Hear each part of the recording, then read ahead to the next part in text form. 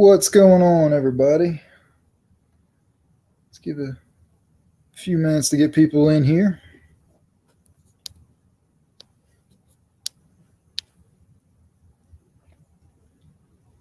Looks like we got somebody in here. What's going on, everybody?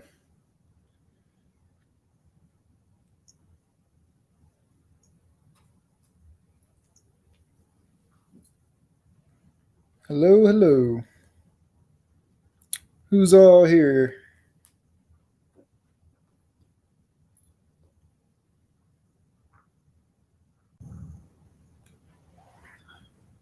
What's up, JP? What's up, Mr. Keith? How are you?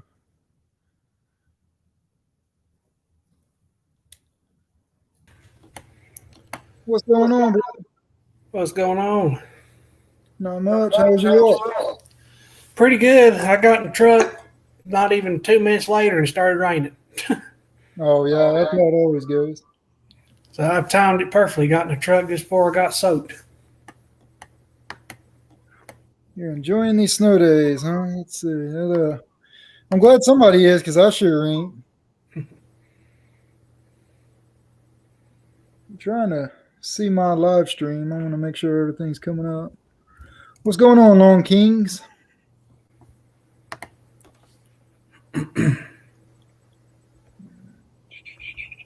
Give me 1 second. Can you hear me and see me okay?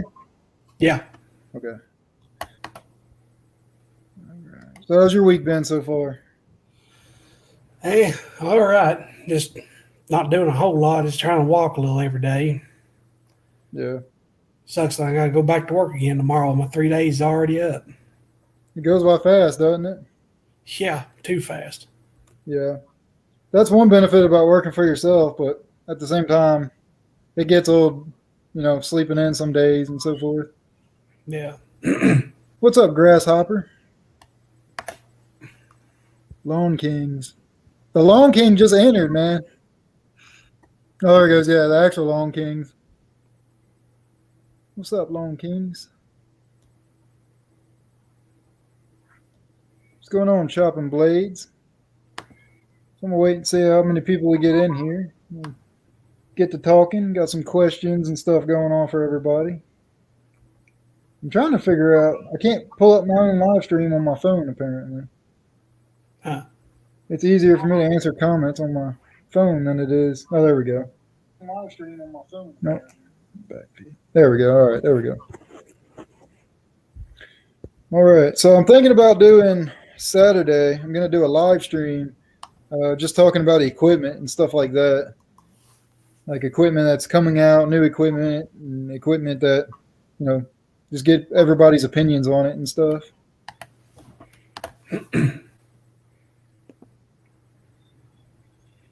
Laser Day, haven't had a lick. Yeah.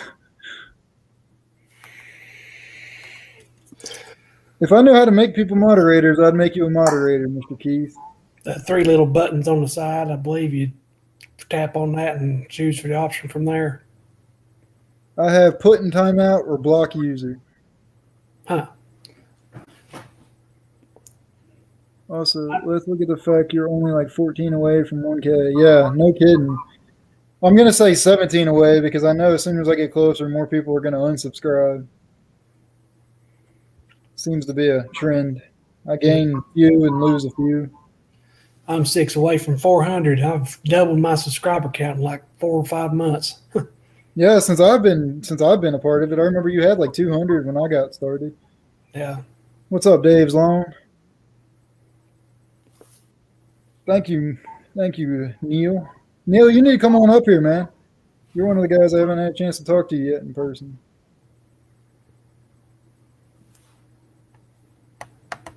Paste this link here again.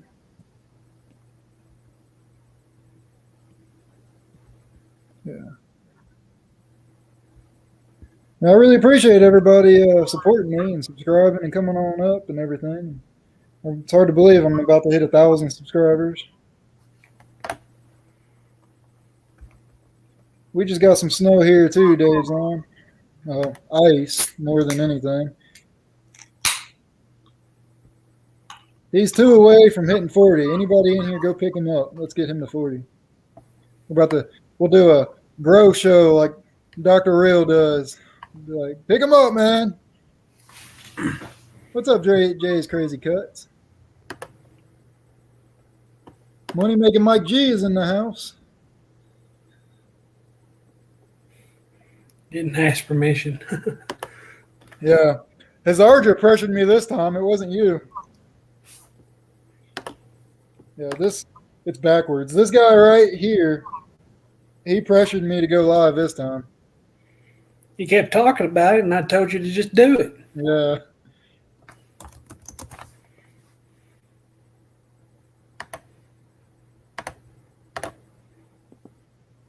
That's the reason. About to have 8 days of school already.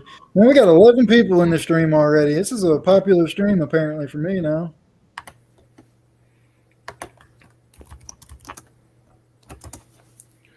We'll see how good I do about being up on panel. And, well, I guess it don't matter if I drop links. I ain't no moderator. I don't know how to make it. I can't make people moderators either. What's going on? Hey, even if it's 4:50, I say you come on up here anyways. You're already awake. Jump up here on the panel, bro.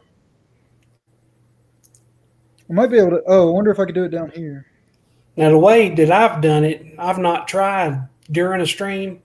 I went back to previous streams and premieres and was able to make moderators there. That might be how I do it. He says, let's see. No, I don't think so, Keith, because other guys have been doing it that have less subscribers than me, so I can't figure out how to do it. Yeah. Let's see. Go into YouTube. Oh, he says you have to make mods from YouTube. Sorry. Put it right there. I wonder if I could do it from here then.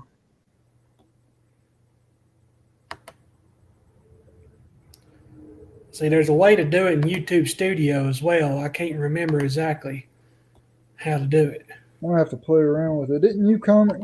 Let's see. Oh, here we go. Nope. Oh, yeah, here we go. All right, Mr. Keith. Comment something again, Keith.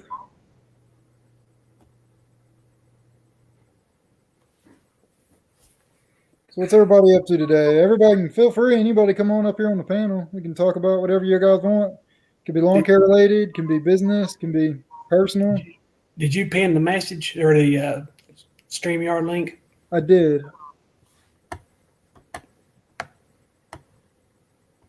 Oh, he commented and still didn't have a. Oh, there you go. Yeah, you got the blue wrench next to you. It got his scrunch. So now, Keith, you can kick people. You're going to be my filter. Yeah, you go into settings on YouTube Studio, and under the community tab, you have to post their URL in the moderators box to make people moderators. Okay. What I'm doing here, I'm just on. How do I do this? Oh, you guys probably won't be able to see it. So I'm just on my own live feed. Oh, Lord, that's horrible. And I just click on somebody's comment, and then the thing comes up, add moderator. So that's what I'm doing. Yeah. All right. Has anybody got a topic they want to talk about or anything they want to?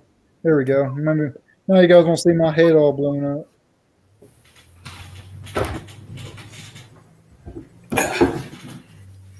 Man, I busted my ass this morning. And I don't mean like working busting. I mean, we got a lot of ice out here. My wife left for work this morning, and before she left, she told me it was a little slick.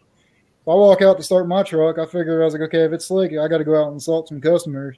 I walk out to my truck, and man, my feet slipped down underneath me, and I hit hard. I hit harder than I have in a long time.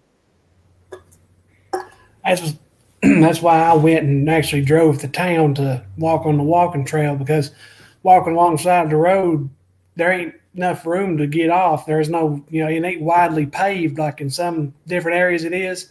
Yeah. I mean, you step across the white line and you're in the dirt, and it's so slick here from being so wet. I'm afraid of slipping, because if I slip and throw my back out, I'm done for. Yeah, that'd be a bad deal. Definitely got to be careful. I know I hit freaking hard this morning. I messed my shoulder up. I have like no strength in my left arm. It went dead. for about 15 minutes. I couldn't use it at all. Jay's Crazy Cuts, I need y'all to send me some gumbo if you're going to make some. Stop drinking, John. Yeah. I wish there was drinking involved in that fall, man. That one hurt. Come on up here, Carlo. Yeah, come on up, Carla. Here, I'll repost the link. JP, to answer your question, right now I don't believe I'm going to get the 33-inch Cub Cadet. I believe I'm going to go 30-inch Toro, but I'm not 100% sure yet. I think I will go – I'm going to wait until the start of the season, I believe. I was going to try and get one before the start of the season. I think I'm going to wait until the season gets going and just see how much I really need one anyways. For right now, I have a little 22-inch push mower. I'm going to use that if needed, but I don't think I'm going to need it. So I'm probably going to hold off to buy one. Do you think your 33, would you like it better if it just had a bigger motor on it? If it had a bigger motor and had the option like the Cub Cadet has where I could side discharge or collect grass if I want to, I would freaking love it. And if it was newer, because trying to find parts for it is very hard. I was about to say, you can buy you can buy, if you want to go really big, Harbor Freight V-twin 22 horsepower if you want to go that route for like $600. But I thought about that. I thought about doing something bigger. Sorry to keep cutting you off. I thought about going something bigger, but I think it's not built strong enough to handle that. I think the motor would literally just blow it apart eventually. Well, I could be wrong on that. Again, I don't really know what I'm talking about. Have you ever looked at the World Lawn mowers, like a 28-inch? I looked at the 32-inch. A guy that lives down the street from me, he got one. Well, not down the street, a couple blocks away or whatever. But he got one. He's actually got one for sale, a used one, for $800. And I thought about it, but I don't know. I don't know enough about World Lawn to really want to pursue that. I don't know where to get parts for near me. Yeah. Plus, too, brand new is at least you got the warranty and everything if you were to need it. Yeah. Keith, to answer this question, I need 500 more hours of watch time. And that's before next month. Then next month, I need to get an extra 200 on top of that because I'll lose last year's watch time. So if I can get 500 hours in watch time before the end of this month, I'll be good. Neil, I have actually. There was the Toro 30 for sale here in my area for $550, and it's only, I think it was a 2016 model, the guy said. But before I could really make my decision and jump on it, the guy sold it already.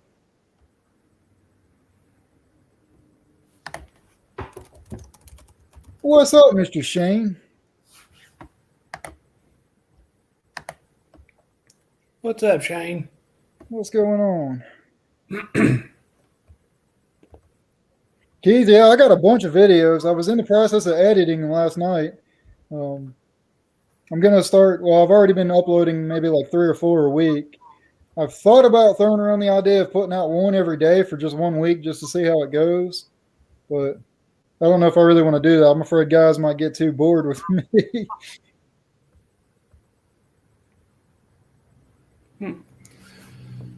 Here's a Time Master 30 for sale in Knoxville. $145, but it ain't got no engine on it. Oh, he's down here. I didn't even see him. That's not bad. What's up, Carlo? What's going on? What's going on? I just got into here. I've been trying to listen to a little bit while I was making my breakfast. What'd you I make? just got up. No, I got up at 10. Still, it's late. Oh, that must be nice.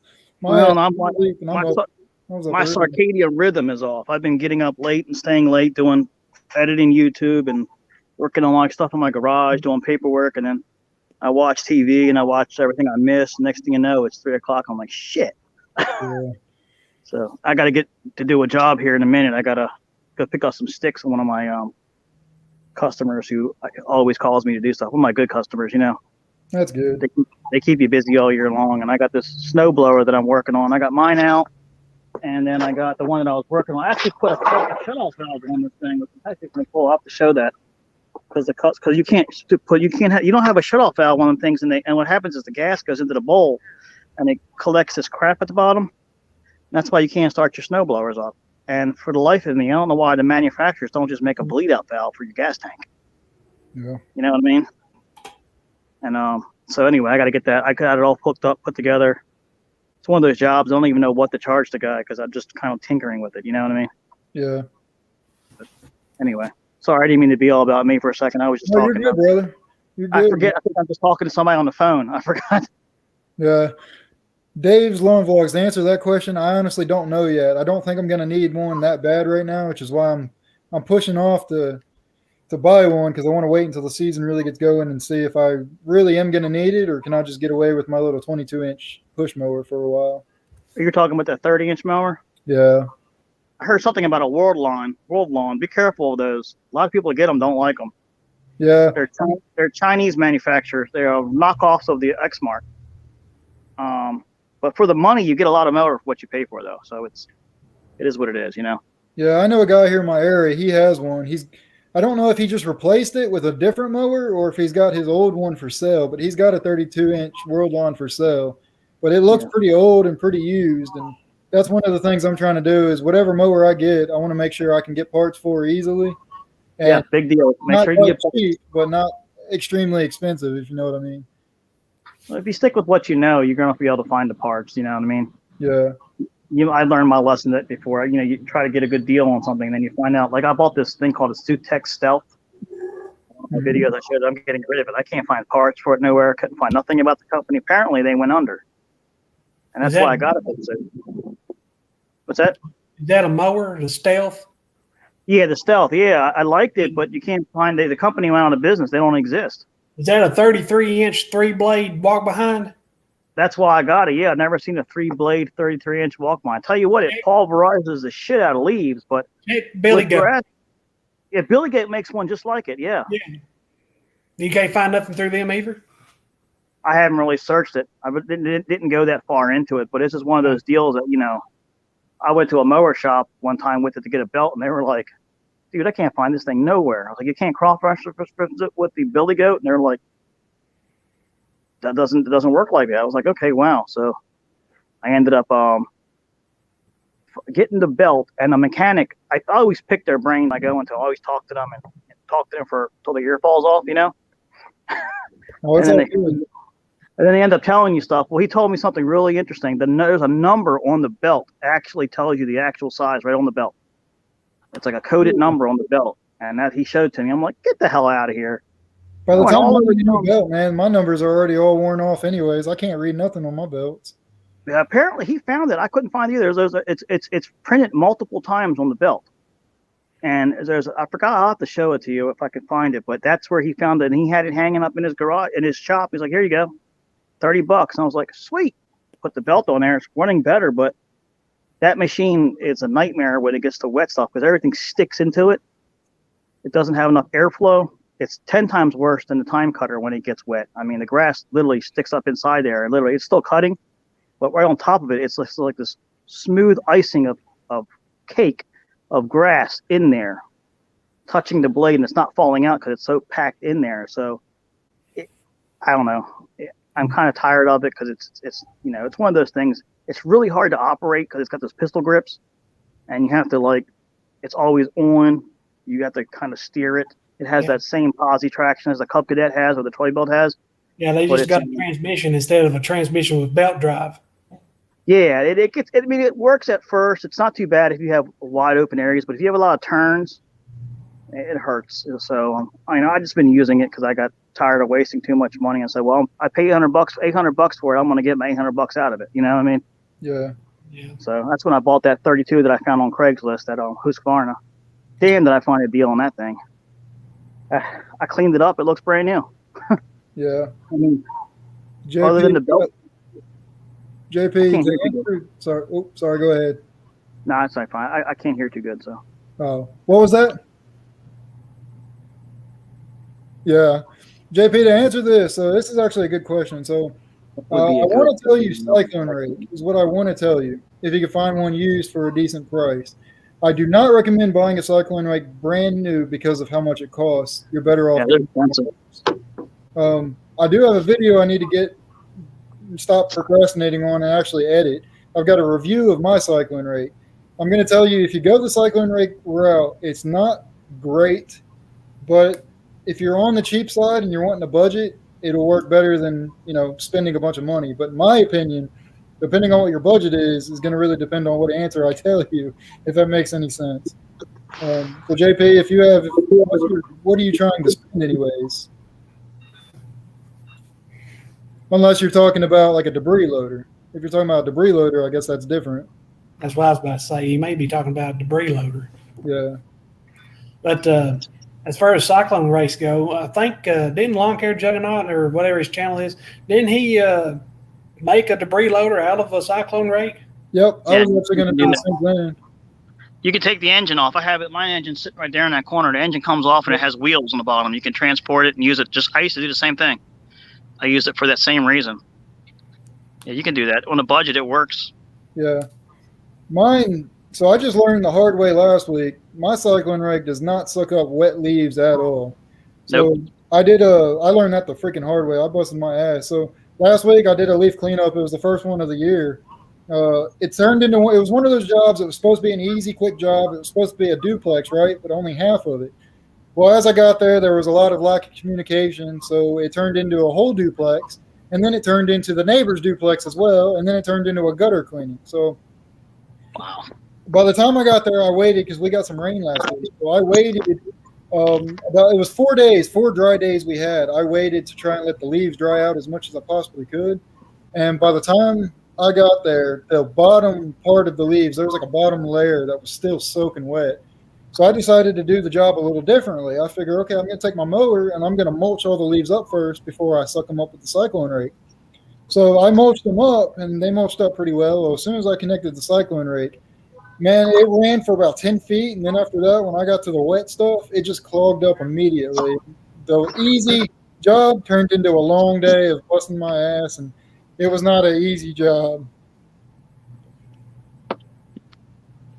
By the end of this year, you're going to have you one of them windstorms and a 37 horsepower debris loader. And I don't know about all that. I don't know about the windstorm. By the end of this year, I do plan on trying to get one of those, whatever the newest, baddest backpack blower is out by the time I go to buy it. Like right now is the PV9010. 9010, yeah. Yeah, whatever. By the time I go to buy one, if there's another one out that's bigger than that, I'll probably buy that one. Why don't you come on down to Lawnmower Carlo's shop? I'll sell you one of these. Which one do you want? Depends on how much they are. What are we talking about? I don't know, $100 each. You can take them all.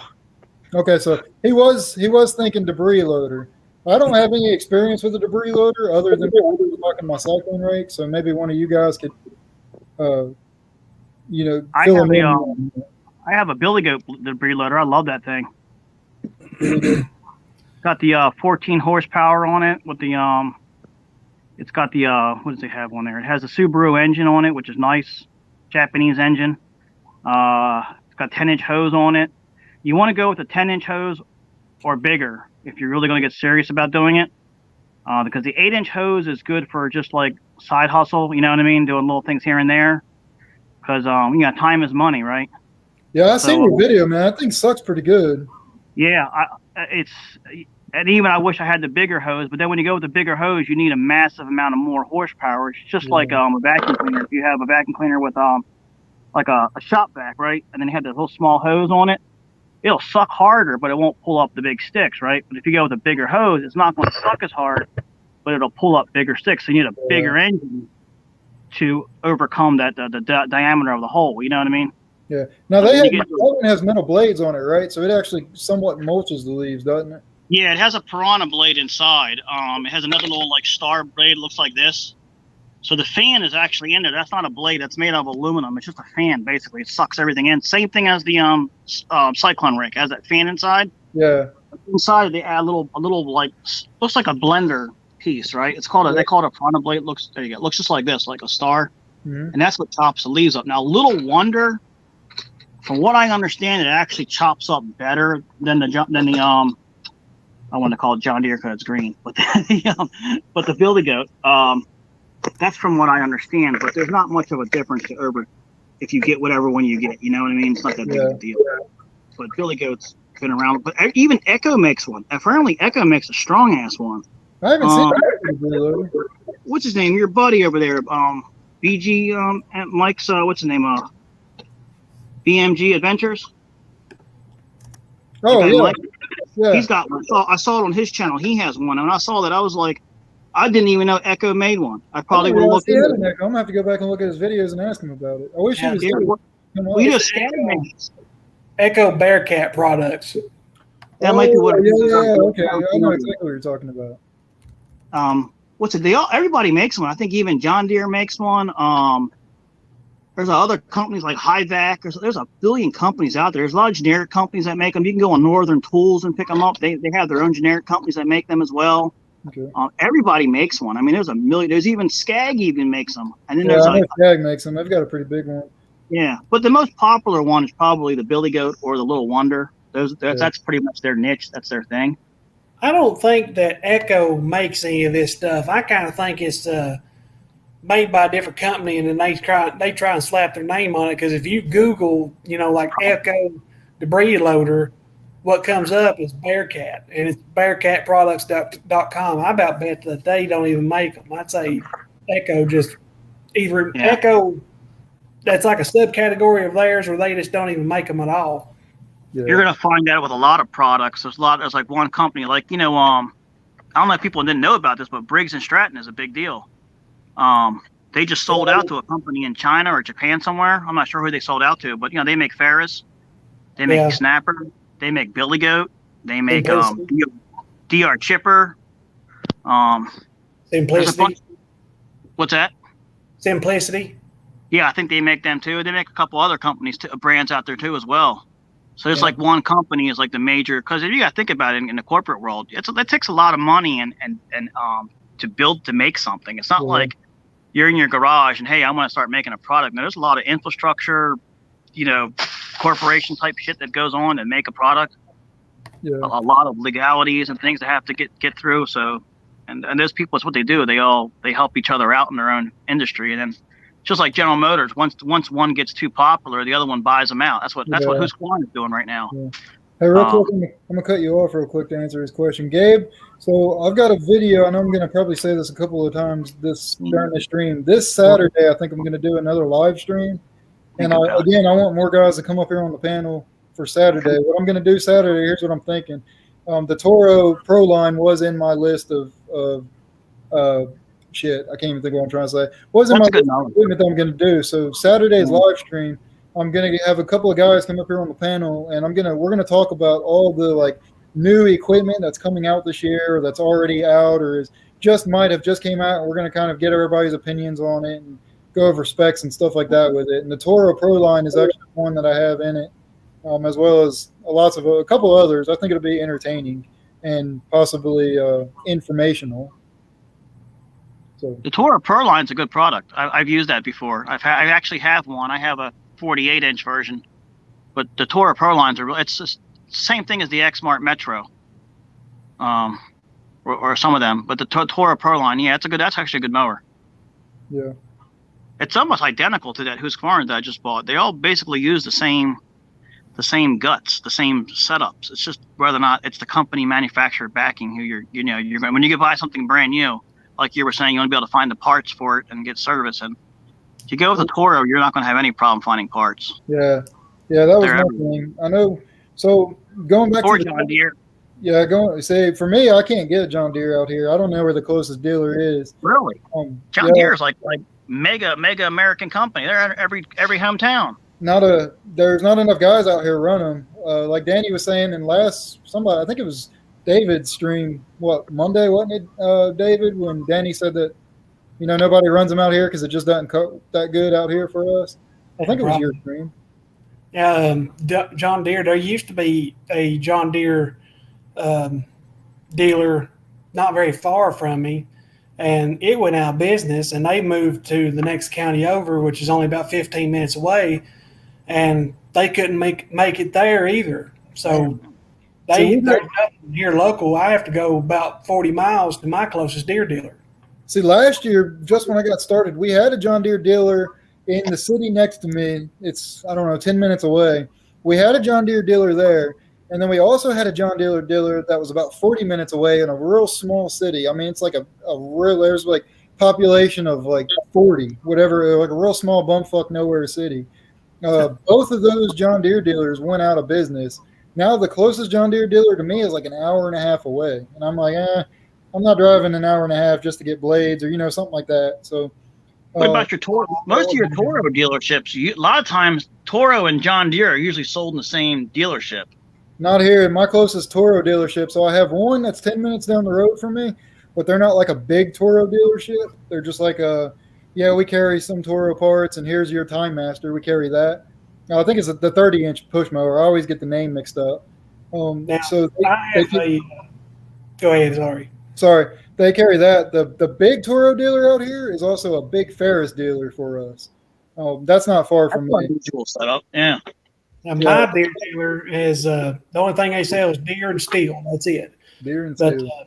I have a Skag dealer that's not too awful far away that sells, I think, Exmark, Skag, New Holland tractors, and I think they carry Deere. They had like one or two brand new Deeres on their lot, but that's it. So I don't know if they just don't sell very many of them over there or how that works, but or if they may have been like very, very low hour stuff and somebody traded them in, which they're crazy for doing it. But I thought that was weird. They had like one or two brand new Deeres there. See, I went and talked to when I was really sure that I was going to buy the Cub Cadet 30 because I really liked like what we were talking about. I really liked my 33-inch Troy built.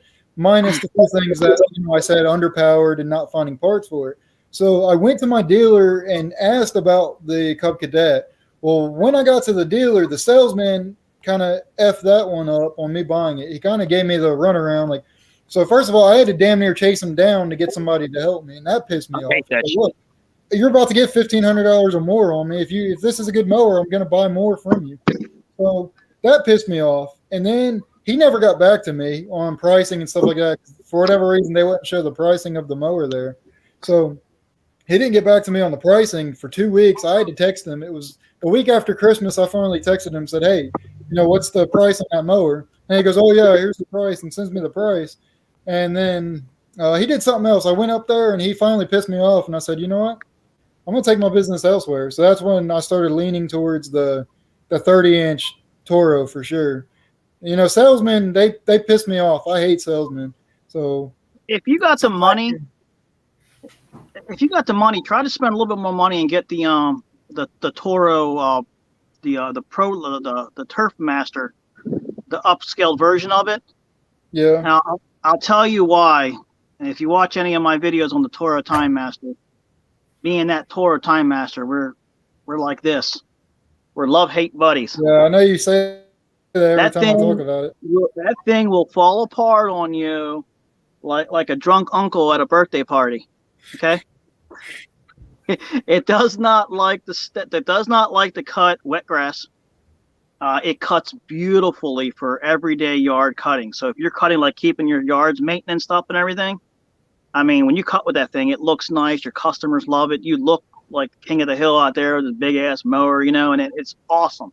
I love it for that reason. But you give it any kind of effed up yard, it hates it. And that version of a 21, when you hit like bumps and curves, with a 21-inch mower or 22, it actually hugs the bump and curve more. So when you have that wide swath, you hit up like this, you miss some of the yard because of the wide swath. So it's more like I call it a Brian's lawn maintenance yard. You know what I mean? Those flat yards they have out there where everything's all perfect like it's on a TV show. You know what I mean? Yeah. They cut great for that. And but all the little adjustments on the wheels, they all fall apart because you're moving them so much. They snap and break on you. I've had the actual one just break off in my hand while I was doing a video. I was trying to take it off and showing it, and it just snapped. I was like, oh, crap. They're nice, but they're not meant for us. You know what I mean? And what kills me is everybody buys them because they are $1,000. It's a lot of money for a mower, So you think, hell, $1,000, this mower should be bulletproof. Ask anybody who runs them. I mean, if you don't mind spending $1,000, you'll use it for about a year or two before it's all beat up to hell. And then Here's my question I have for you. How long does it take? How many hours are you going to put on it before it gets to that point? About a year. I mean, the way we use them, you know what I mean? Yeah, I was about to say, because I'm not going to use it probably nearly as much as you use it. You'll probably get 3 years out of it then. I'll probably use it more cutting my own yard than I would cutting a customer's yard, to be honest. I think you're going to be surprised as to how much you're going to use that machine because it cuts so well. And Really? the 30-inch, sometimes you'll be on yard. You're like, you know what? Fuck it. I'm already out here cutting. By the time I put this away and go get my big mower, I'll be done. You know what I mean? Yeah. And that's what I end up coming across with it. It's like, I'm already out cutting it like shit. By the time I stop, put this away, get the zero turn out, back it out, get it onto the yard, then start cutting. Yeah, it's quicker, but if I had just stayed cutting, I probably would have been done already. I plan on cutting my yard with whatever small mower I get just to make videos on it, just because. That's what I'm going to do with my 40-inch walk behind. I'm going to cut my neighbor's yard probably 2 or 3 times this year. It's like half an acre or 3/4 of an acre, but it's all flat. I'm just going to walk behind the whole entire thing because I ain't going to use that sulky. I've already got it took off, so I'm just going to walk. But if I can't do what? That's a good way to lose weight too. Is I did a lot of walking. If I can't get my 40-inch in some properties, I ain't even going to take them on. Yeah. Yep. That's kind of how I'm doing it this year, but I'm trying to be careful on how picky I am since I completely damn near restarted. It's easier said than done. It's hard for me to turn stuff down sometimes. I'm like, So far, I've had one person contact me about doing the yard, and I pretty much already turned them down because they're a mile outside of town, and it's all up a steep hill to get there to them. If it's any way, for me, I wouldn't do it just because of the hill. And when we get rain, it's like, I'm either going to slide down and die, or it's going to look like shit. Yeah.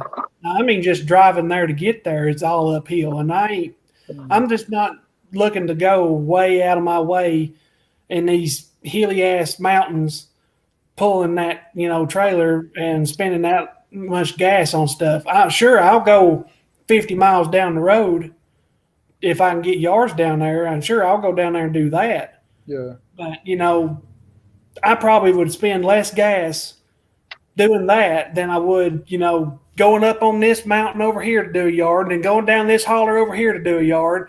Yep. Screw that shit. Yeah, you got different terrain over there. I would imagine that, yeah. Yeah. Yeah, when you got mountains, it's hard. I know it puts a strain on your truck when you go up and down these hills like this too. You're carrying all that weight.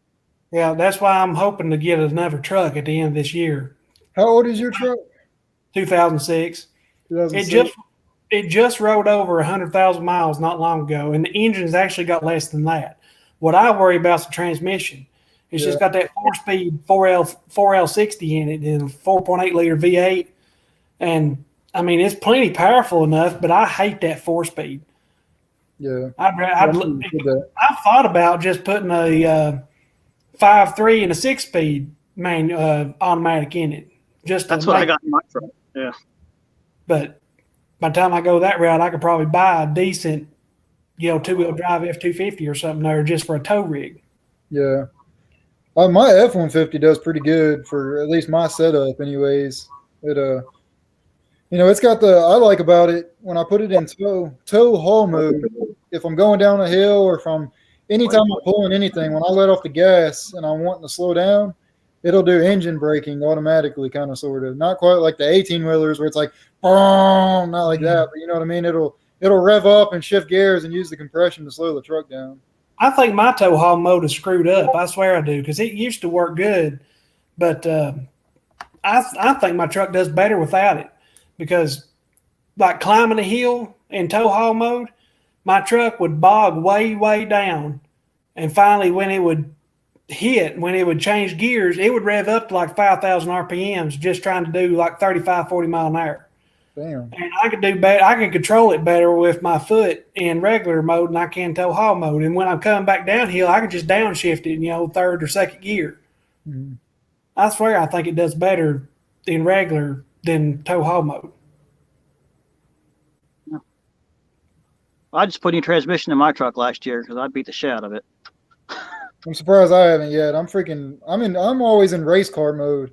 Anytime I get going, I just want to get to wherever I'm going as fast as I can. That's what That's- destroys your engine. That's what Yeah. destroys your, especially when you're pulling. You're When gonna the hate light me. goes green, I'm the first one gone. It don't matter whether I'm pulling or not, man. That's what I I worry used to- about on my transmission. When I hurt my back really bad and I had no job and do nothing, instead of taking unemployment, I went to go work at a car dealership because they hired me. And I was like, really? You're gonna hire me? They hire anybody. I found out. Well, I started getting into the this was like 2008 when the economy went to shit and there was no jobs out there and no nothing to do. Yeah. I just did hell with it. I just lived in a car dealership for like 3 years and just I was more interested in the whole technical side of it. You know what I mean? Mhm. And I got to talk to a lot of the like GM reps and a lot of the industry people and stuff like that. And I found out a lot about the way these engines and transmissions work, and that's what's killing you is taking off like that. And they were telling me the Fords are designed that more so you get that power in that front end. That's why like the Mustangs and cars have that good boom, take off and it goes really quick. Yeah. And the reason why the General Motors, you ever notice that when you do that, they don't do that. Yeah. Well, there's a reason for it, and it's because it's called the power band. And what they've done was General Motors designed all their vehicles to have a steady power band. So you'd have to actually go into the computer to change this. You could probably get more power out of your Chevy if you did so. But what they did is they realized you want to take off and let that power go build up. And then what it does is it goes up like a hill like this. And that's where your power band is right there. And that's where all the transmissions are designed to get their power right there. And so it's designed to like not make you F your engine up in your transmission. So when you're driving, it goes boom, there's your power band right there. That's where you're driving in. And then you slow down. So all GM vehicles are built that way. So a lot of times when you go to a car dealership and you're testing them, you're like, oh yeah, this car has got more power. It's got more power. But really they designed the power band where they want it, where their customers want it and how their engineers design it and stuff like that. And so Yeah. that's why Dodges usually have terrible transmissions because of the way they set up their lineup. And The one Dodge I had sucked. It had transmission problems. and that's because I was talking to all the industry insiders and stuff. I actually went to all the GM functions. It's pretty freaking cool, all the stuff that they know. You know what I mean? Yeah. And it's pretty. I mean, and it's funny. That's why they went to those 6-speed transmissions to try to deliberate the power and give you better gas mileage and things like that. Yeah. And all the manufacturers all work together. Ford, GM, and Chrysler. Mhm. They all work together on the transmissions. They all have their engineers working together, so they all share their technology. Yeah. So that's why you'll see the same stuff going around, and it's like, but I'm yeah, not- you want to be careful when you're taking off on stuff. You want to let the vehicle get its power. You know what I mean? Well, I tell you, last week on that leaf cleanup I did, I didn't think you guys can make fun of me on this. And when I put the video out, you guys are all going to make fun of me on it. But I didn't realize how heavy leaves get, especially when they're wet. So yeah. let me give you a picture idea of what I had here. So I have a 6.5 foot bed on my half-ton truck. 6.5 foot bed filled all the way up, the entire bed, full mulched wet leaves, not just leaves. They were mulched up. We have the dirt in there. Yeah, exactly. I had dirt in there is what I had. Plus, I had my trailer, 12-foot trailer with my X-Mark. Plus, I had my cyclone rake, and the cyclone rake, I don't know how much that holds, but it also was full of wet mulched leaves. Wow. Let me tell you something. There was a big freaking difference pulling that thing down the road, man. This car pulled out in front of me, and I tried to stop on time. It does not stop. And then when I freaking hit the gas, it went to the floor. RPMs went whom, and the truck went nowhere. It was freaking funny. I was like, yeah, I probably shouldn't keep doing this no more. I learned my lesson with leaves. I especially when you're mulching them up with a machine Yep. and they turn into dirt, and when they're wet like that, and if you leave them on your vehicle, on your trailer, and then they get rained on, oh hell no, forget it. They double in weight. And it's, Yeah, so that was my problem. It was supposed to rain the very next day, and I got this done right at sunset. So the dump was closed, so it had to sit in my truck overnight. And I was like, so I woke up. Well, I don't sleep really at all. So I got out of bed when my wife went to work, and I looked at my phone, and I'm like, oh shit, it's getting ready to rain here. This was like 6 a.m. I was like, well, the dump don't open till 7. I was like, well, I guess I'm gonna be first in line to get in the dump. So yeah. I hauled ass to get there. I hate that shit. When you get to the dump, have you ever gone to the dump right when they're closing? I haven't got right when they're closing, but I've gotten right when they've opened. I've gotten turned around before, and that's some bullshit. You're like, oh come on. Yeah. It's right there on the 4 o'clock. They won't let you in. They're like, nope. There was one time I was working when I was still at the maintenance department. I had a dump truck load of household junk, and I had some tires stacked on the back, and I didn't have no straps on me or anything, I don't think, or maybe I had them strapped and I was just being slow just to be safe or whatever. But I got there, and apparently they closed at 2:45. Well, guess what damn time I rolled in there? 2:43. 2:50. And they closed. They wouldn't even take the shit. And so wow. I had to crawl my way back to town at 30 miles an hour because I was afraid of the tires falling off. I got to the middle of downtown, and I was just creeping. I was going downhill. I don't know what the hell happened. 2 tires fell off that truck, one on each side. Oh man. So I heard it, and as soon as I heard it, I was like, what the hell's that? And I jerked the truck in the park. I jumped out, and the helper jumped out, and we each chased down a tire down the middle of town and caught them before they hit anything. I wish I seen that. It probably looked like one of those Lauren Hardy movies, all in black and white. People are like, Yeah. down the street. I'll get it. I'll get it. Yeah, I'll tell you, last year I did a junk removal, and something to know about me is I don't see that well at nighttime, especially when I'm driving. If my headlights aren't touching it, I don't see it. Yeah. So I will not I pull a trailer at nighttime. So because when I pull a trailer, I don't see it. Like I can't see where the wheels are. I don't know if I'm hitting the curb. I don't know what. So when I plan out my day, I plan that I am, 30 minutes before sunset on my way home to where I know wherever I'm at least going to be home by sunset, right? Well, last year I did a junk removal, and it ended up being a very big junk removal. Actually, no, you guys haven't seen that one yet. It was one of the videos I was editing last night, but it was my biggest junk removal I've done so far. Well, I ended up getting there, and it was a lot bigger than what the property management company had told me. So I was planning on, okay, it's just going to be one trailer load, and I'll go to the dump and go home.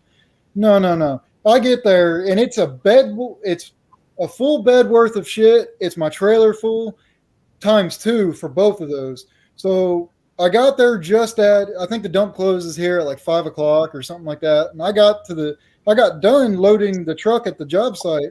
It was like 4:30, and I was like, there's no way in hell I'm going to make it to the dump before they close, dump the stuff off, and then make it home before it's dark and I can't see, right?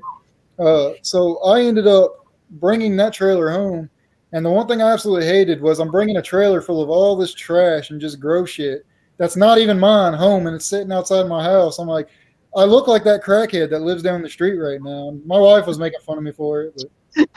But I've been there, done that. I know. It sucks. yeah. That's fun. Hey, I'm gonna get off here for a minute. I gotta get this thing hooked up. I might pop back on here. I'll listen to you guys, but I just don't want to be working on it while I'm on here taking up your time. Cool. I appreciate it. Yeah. Well, hey, have fun. Yeah, I think you had some people down there talking about grass cutting down there. I don't know if you missed it or not, but grasshopper guy, whatever, he was talking about lawnmowers. All right, John Deere man, and John, talk to you guys later. All right, brother. So my dump fees, I don't actually have any dump fees for, as long as it's grass and leaves only, I don't have any dump fees at all. I think our fees are like $38. I can't remember if that's per ton or exactly what that is. Now I think like green waste, like, tree limbs, grass and all that stuff, I think it's like $15, $16. But when it comes to green waste, which I don't haul much of anything, and I'm not going to. If I can get away with not having to haul anything, I ain't going to. Yeah. But I've got a sinkhole here beside the house. If I have to bring anything at all, like it's green waste, I throw it in there. Yeah, I wish I had one. So as long as it's leaves and grass, I don't have to pay anything to dump. I dump it for free. But when it comes to like branches and trees and stuff, I actually don't know what the dump fee is on that because I haven't had to do that yet. I did a little loophole, so hopefully nobody's in here watching me. It's going to report my business. But the last like leaf clearing, whatever you want to call it, not leaf clearing, but storm cleanup I did. It was a 12-foot trailer and the whole bed of my truck full of branches and limbs and stuff. So I don't know what it would have costed me to dump that at my dump, but what I ended up doing was I did it in a town that has a township thing where the truck comes around once a week and picks up if you put it at a curb that my mother-in-law lives in. So I loaded stuff on the trailer and drove to my mother-in-law's house and dumped it at her curb and let the pick it up. So that's one benefit for me not having my business name on the side of my truck. But at the same time, the people that live near here are like, hey, that guy don't live there. What is he doing? We know what he does. But I didn't get in trouble for it yet, so I'm going to do it until they say something. Yet. Yeah. It's coming. I'll eventually get caught. And hopefully I won't get fined or whatever. But Yeah. I'll tell you a little story on Facebook. I'm definitely not going to share it on here, but it's something along the same lines. okay. Yeah, I probably shouldn't have said that on here, but oh well. It ain't like a lot of people are watching anyways.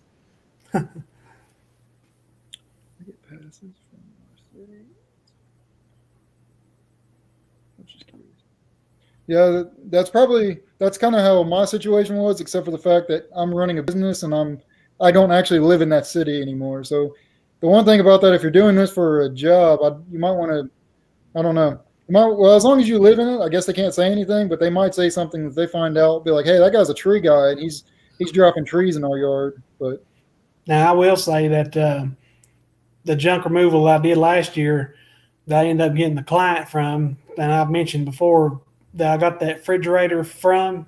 Yep. The rest of the stuff I took to a transfer station, just a little fenced in lot where the dumpsters are. See, we don't have a landfill here. We just have transfer stations. And then we have one big transfer station where the county goes to the small ones with their dumpster dumping trucks, to the forks on the front and they dump in the back. They dump it down there and shovel it into a semi truck, and then that goes to landfill. Well, anyway, I did that junk removal job, and I just took the stuff to that transfer station because I thought, well, what's the point of me going all the way down there to the big transfer station and possibly paying a fee to get rid of it when I could just go up here real quick and while nobody's looking and throw it out up here. Yeah. But I don't do junk removal and stuff very much. Yeah, I don't advertise that I do it anymore after what I found out. So only a select few will get my junk removal services. So our transfer, we have a big transfer station that's owned by Republic Services where they basically dump their trash trucks and then it gets separated and then hauls to the landfill. It's actually more expensive to dump it there than it is at the the landfill itself. Yeah. For me, the transfer station's about half the distance closer, but the money I'm saving from driving to the actual landfill is worth that extra drive for me. I don't even know where the closest actual landfill to me is. You'll smell it when you get close. Yeah. I wish I could burn leaves. Like I'm doing leaf cleanups. I wish some customers would let me just burn it. That'd be so much easier. So far, which most of my customers see, what I do for leaf cleanups and whatnot is I try to keep them on a bi-weekly schedule because usually in that time of year, it's the grass is slowed down. You don't have to mow every week, which I don't have many weeklies anyway. But I try and keep them on schedule, and so every time I come there, I'm kind of doing a little bit of a cleanup, and I don't really charge any extra because it's really not that much more work. I can blow leaves around a little bit and then mulch them up and not weed eat, and I'm not out any time or not really out any more labor. You know what I mean? But I mulch everything or I blow it to the wood line so far. It's what I've been able to do.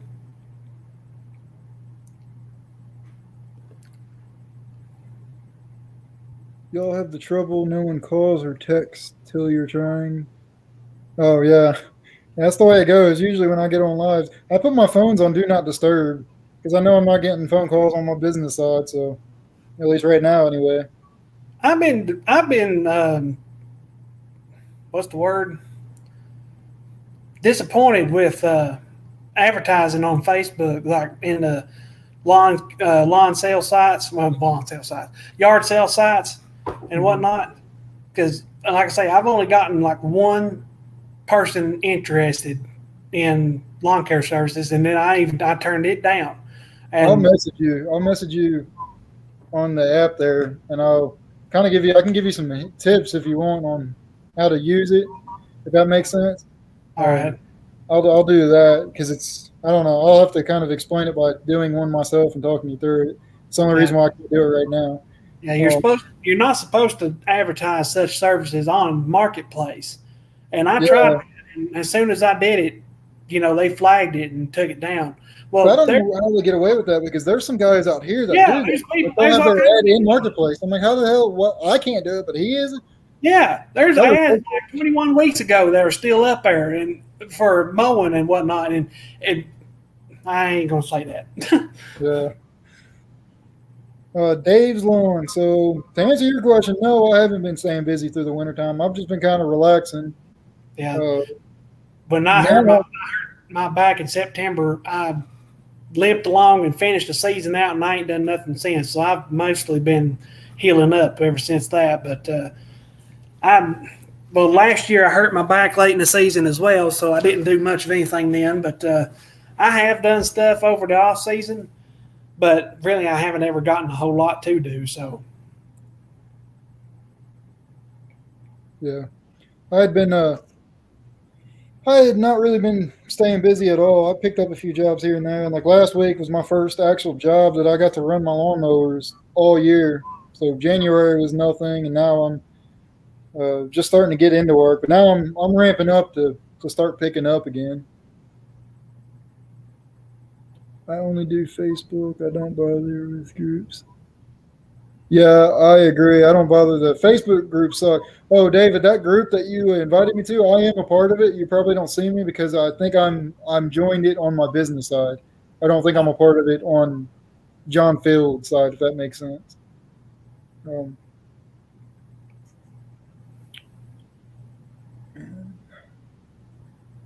feel like I'm waking up late right now since it's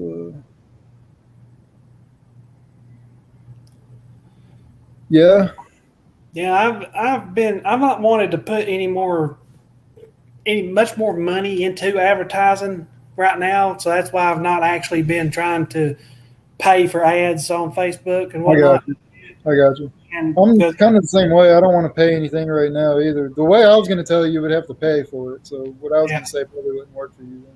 Which, I've already put like what, $200 into advertising this year. Because I paid for ads in my local paper that are going to start going out in like the 17th of March or whatever. And I bought the 1,000 door hangers that I'm going to put out the first week of March. And I'm going to put out a little bit more money in the 2 towns I'm going to try and get into in their newspaper. Plus, I am advertising in the all kinds of groups, yard sale sites on Facebook. Did you already give those flyers out that you printed out? The pressure washing flyers? Yeah. Yeah, that's what yesterday's video was about. I did that That's after. right. That's right. Let me know. Let me know when you get calls back on that. I'm just curious to see if you do. I can tell you right now, I highly doubt that I'm going to, honestly. If I do, it's probably going to be about the time everything warms up and, the season kind of gets started. People are going to wait till then, which I wish they'd do it now because I've actually got the time to do it and the weather's warm. And hell, it don't have to be, warm, real warm to do it or whatever, but I don't know.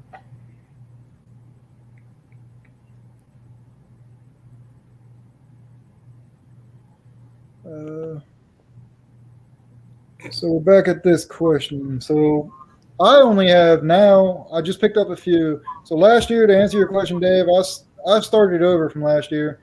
Yeah. Oh, we got the big dog in the house now. What's up, Danny?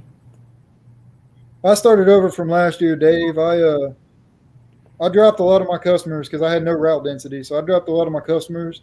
So I only kept 4 from last year. I'm now up to 10 customers before the season starts that I have now.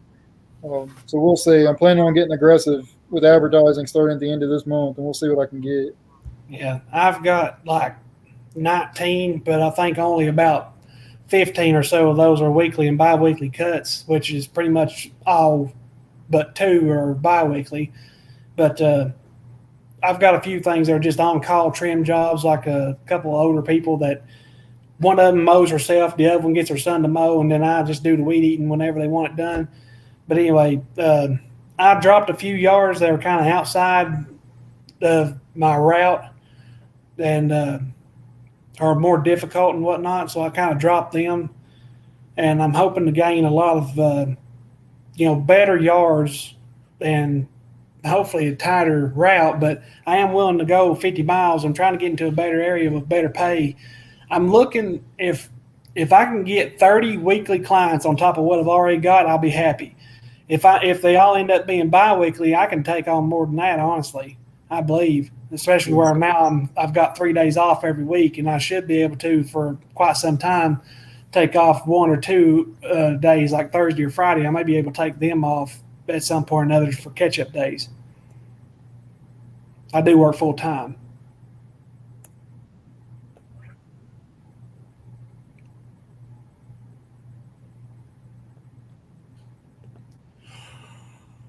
Yeah, that's a good thing to point out is you still have a full-time job. Yeah. Are you eating lunch again, Danny, or what's the I deal? was just about to ask.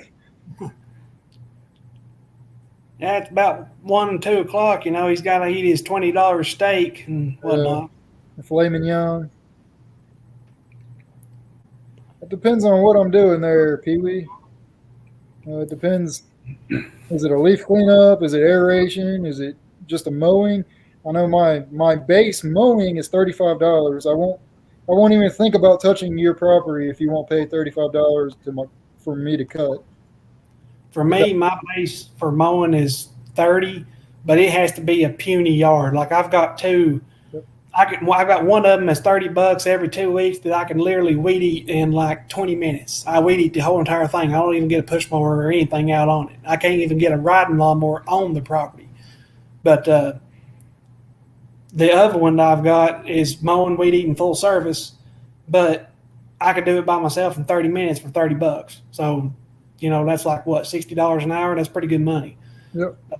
This year, I'm looking to not take anything no less than 40, and I'm hoping in that new area to take anything no less than 50 due to the drive. But I don't know. That's going to be a little iffy, I think. I don't know what the market is down there exactly, but it may be a little iffy. You know, somebody with a small yard, and I'm trying to charge $50, they probably won't go for it. 40 maybe, but probably not 50.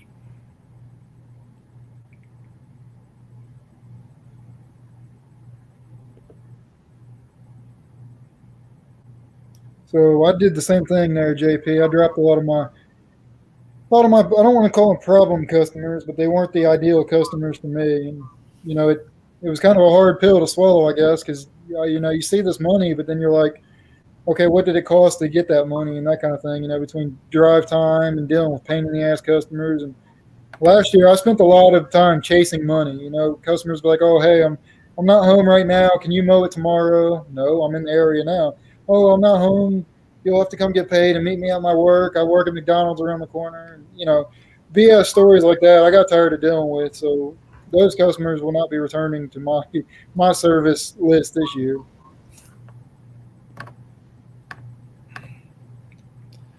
Yeah, the people that I've dropped, you know, I didn't have no problem with them. It was just their properties just so difficult. I just had to get rid of them because of that. Even the guy that I dropped early last year, it was a push mow only property, but it was a very small yard, but it would take me an hour to do because there's a perimeter around everything. You had to cover the yard like 3 times or more.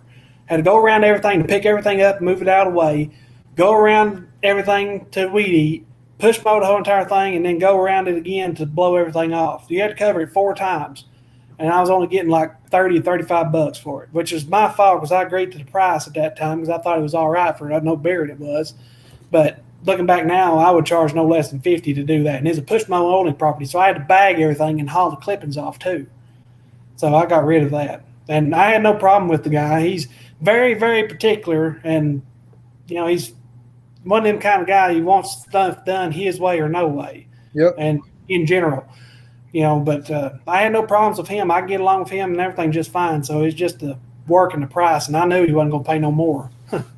Yeah. So I got a story for you guys. What you just said reminds me. So last year, in the beginning of the season, I got the ideal problem customer, I guess you can say. So this guy, he was one of the ones, my very first, like, I want to call it like out of the first 5 customers I had, I want to say he was like 3 or 4 maybe. So he was one of the first few customers I got. I didn't have a single zero turn yet. I didn't even have my trailer yet. So I was still running off that 33-inch in the bed of my truck, right? So I got him. I went. This was part of the property maintenance company that I had worked for. they originally sent me to his house to do a leaf cleanup before he moved in. However, they didn't tell me when he moved in. They also didn't tell me that he was already there. So I went there, and he was already there with his wife, and we started cleaning the leaves. I was like, hey, I'm sorry to bother y'all, but, such and such company sent me here. I'm going to clean up these leaves for you. He said, okay. And he goes, well, I have to owe you anything? I was like, no, the property management's got this covered. So anyways, him and his wife were so impressed, so they said, with what I did, that they asked me what would I charge to cut their grass for the season. So I looked at it and I was like, okay, this is what I'll charge you, whatever the number was. I don't remember. Say $30, $35. It was a real easy yard. I got it done in no time. And in my head, I knew I was going to get a zero-turn mower because I had already got the bid for the apartment complex. It was just a matter of I needed that time, right? So I gave him the bid for it. And I'm like, oh, this will be an easy job. I'll drop the trailer. I'll take the mower and I'll mow through it. So the season comes. He gives me a call and says, hey, I'm ready. I would like for you to start cutting now. I'm like, okay, perfect. So I get out there and I start mowing. Well, I quickly realized that he's the kind of person, he's going to sit there. He likes to watch me work. I hate it when you sit there and watch me work. It's like, I don't know what you're thinking through your head or whatever, but if you pay me for a service, go back in your house or go do whatever it is you're going to do. I might be wrong on thinking this, but I do not like being watched when I'm out working. So he would stand out in his yard and drink a beer or smoke a cigarette with his arms crossed, just staring at me, watching me. And, at first it made me nervous because I was still, like I said, this was one of my first few customers I had picked up. Well, anyways, I kind of got used to him. That went on for about 2 or 3 services where he would just watch me. Well, then after that, he started getting to the point where he was not only watching me, he would walk out into the middle of his freaking yard and would point down like I missed one little blade and would just make me go over the whole thing again. And in my head, it's because he knew how picky I was. Like he sees that I plan out every pass I'm going to make because I wanted his yard striped. I wanted it to look well, right? I wanted it to look good. I wanted to put my name on it. Well, this motherfucker would walk out there and he would just point down and tell me I need to mow over this again. So I was like, okay, that's fine. I'm trying to be responsible, trying to be professional and just deal with it. I'm like, okay. Another thing I should have said is this guy also paid me for 3 months in advance worth of mowings. So in my head, I'm like, fuck, I've already got a lot of money here. He's already paid me. I'm like, I'm good. This will be good. So I didn't want to have to write him a check back. So let me get back going again. Then on top of this, his quick, easy yard started getting hard because what he started doing is he started putting in shit. He put in a fire pit. He put in a patio. He put in a freaking gazebo right in the middle of his damn yard on a property that he's renting, let me remind you. So he started doing all this shit. Well, you might think, okay, that's less grass you have to cut. Well, that was just more grass I had to weed eat around. Yep. So that started, I bit my tongue when I gave him the estimate on the price because I priced it for this is wide open. I can mow real quick and I can get out of here. So easy money. Well, he started adding shit. He also didn't want to pay me anymore. So I learned the hard way. I told my wife because he finally called me and he was really taking advantage of me being young and me being new in the business. So I told my wife, I was like, this guy is going to piss me off on the wrong day, and I'm going to cuss him out. And my wife told me I just need to drop him. So I went back and looked at my planner, and I seen that the day was coming up that he was paid up until. And we got to that very last mowing, and I told him, I was like, this is the last time. After I got done the property, after I got done mowing, I loaded up, and I told him, I was like, we will no longer service this area anymore. He just looks at me. I was like, find somebody else. Have a good day. So there was my rant for the day. Now, what would you say was your biggest job you've ever done? Like biggest, hardest, whatever in that would fit that category? That would fit the pain in the ass category? Or, yeah, something along that line. So that's a tough one. I want to say the apartment complex. I was in way over my head in the beginning. But it ended up being just right. I mean, it's not like I underbid it on that. I actually bid it just right for that, surprisingly. Yeah.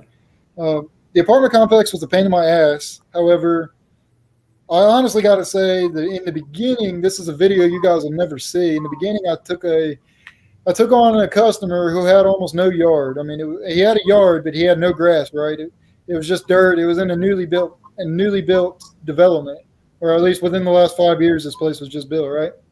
So I took it on and I looked at it. And over the wintertime, I had done a lot of reading on books and shit and watched 1.5 million videos trying to learn on whatever I could for the lawn care business. So here I am in my head thinking numbers like, hey, I know what I can do. I have an idea on what to do to give this guy a good, thick, lush yard, right? So I went and I looked at it. I figured, okay, let me aerate it. Let me top dress it. We'll top dress it with some compost and we'll throw some seed down. I made the mistake of using his seed, not knowing that seed made a difference. You know, the quality of seed makes a huge difference for its growth. So I ended up getting compost for free, right? I got it from, he's a farmer, friend of mine, who had a year-old compost that had composted down. It was really good quality. It was already screened. So I got one truckload for free from him. However, it was a bit of a drive away. So I really lost that money just driving there as what I paid for it, if that makes sense, right? So I took it on. Mind you, it's in the hot summer. It wasn't in the hot summer. It was just one of the hotter days we had in the early spring. So I took this job on. You know, I loaded up as much as I could in my half-ton truck. I took this job on. I did not account for his backyard was on a very steep hill. And here I am with a wheelbarrow that also has a flat tire, wheeling a wheelbarrow of compost down to get into his backyard. I spread it out.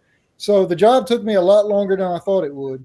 Well, then by using his seed was just like the quick patch bare spot seed filler. You know, it's not meant to start a whole damn yard, which is basically what I was doing. Once again, my dumbass, I didn't know any better. You know, I had dollar signs in my head. I knew how much money I was about to make. So, you know, being ignorant, not knowing what I was doing, I thought what I was doing was going to work well. And I told the guys, like, hey, you need to water this and make sure that the seed germinates and everything. About 2 weeks go by, he calls me back and says, hey, there's just a bunch of weeds here. You need to come do something about it. So in the beginning, I didn't know how to charge him more or whatever. Should I charge him more? Did the grass not grow because of me? Was it my mistake? Was that the reason why the grass didn't grow? So I ended up going back about 4.5, 5 times, just going back constantly trying to throw more seed down, better quality seed. And I lost all that money I made off of him, plus money out of pocket trying to get his yard looking good. And that was me not knowing what I was doing in the beginning. And I took on a job that was way over my head. So I'd say that's my biggest job mess up that I had. That YouTube, you guys are hearing it right now on this channel, on this live stream. You guys will never hear about that job again, most likely.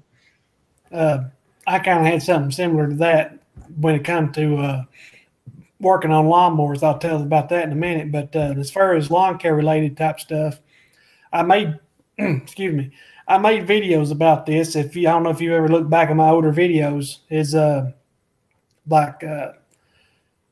working down the holler or something that I called the video. But it was my cousin's property, and their house is literally on the side of a cliff or a side of a hill, steep ass hill. And they had let it go that it had small saplings and small trees growing all over the front yard, and it's all on the hillside. Well, I cut all that stuff off there, and originally I was going to haul it off for them too. I ended up hauling like 1 or 2 loads off. I had to do a leaf cleanup as well, and just all kinds of stuff. And so I can't remember how many hours it took me total. And like I was working after work, working on that property. And I was cutting trees, you know, like this big or even bigger, and a lot of small saplings and everything. Finally, they told me I could just put it, if I piled it down near the road, they could take their tractor with grapple and haul it up in the hill and get rid of it. Well, I used my brand new steel weed eater with the brush cutting head on it to cut a lot of that stuff, you know, cutting the trees and everything. And like I say, it may have took me 40 or 50 hours worth of work, and dumbass me, I only charged like $450 to do it all. But they let me use their trailer. They had a 16-foot tandem axle trailer to haul the 1 or 2 loads off of.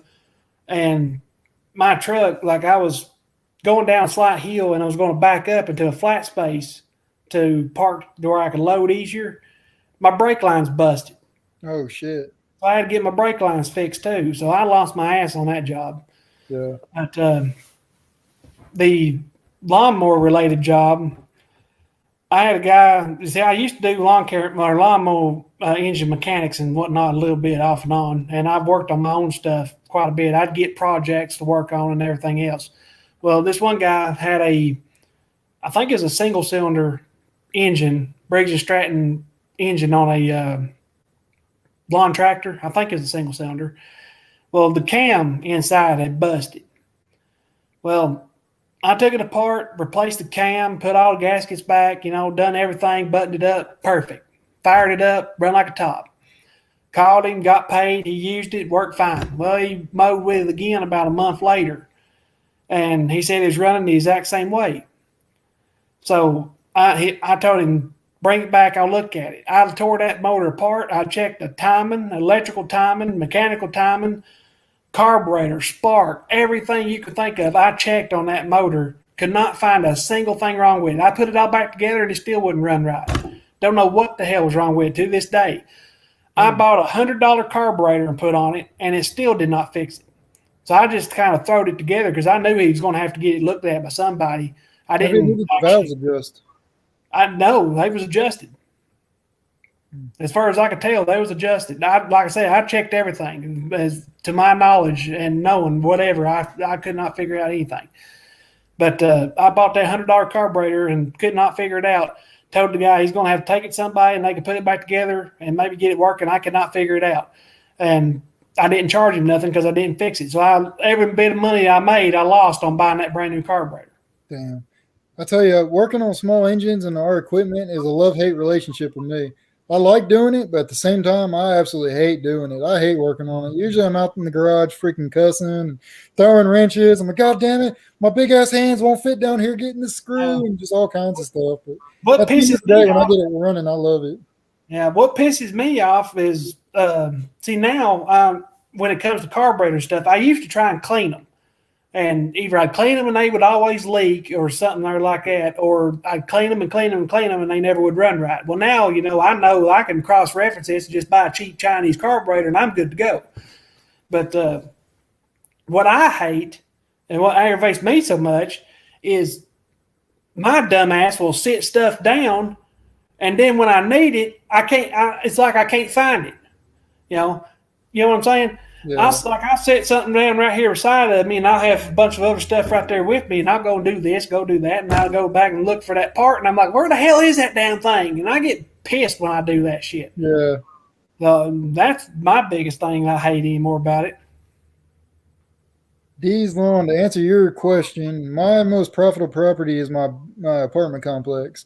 That's why I always say, as much of a pain in the ass it was, I love doing it because, yeah, I was there all damn day working on it, but it was good money at the end of the day when I was done with it. My biggest profitable property, do you mean like most profit property or actually biggest and profitable? Like biggest property, I don't know exactly. I think all mine are really about the same size, like half an acre or under. Yeah, my most as far as most profit, I think the one that I talked about earlier that I do weekly, $30 in 30 minutes, $60 an hour. I think that's my best paying property that I've got because I could do it easily by myself in 30 minutes. Two people, we're there 10 minutes or 15. Yeah.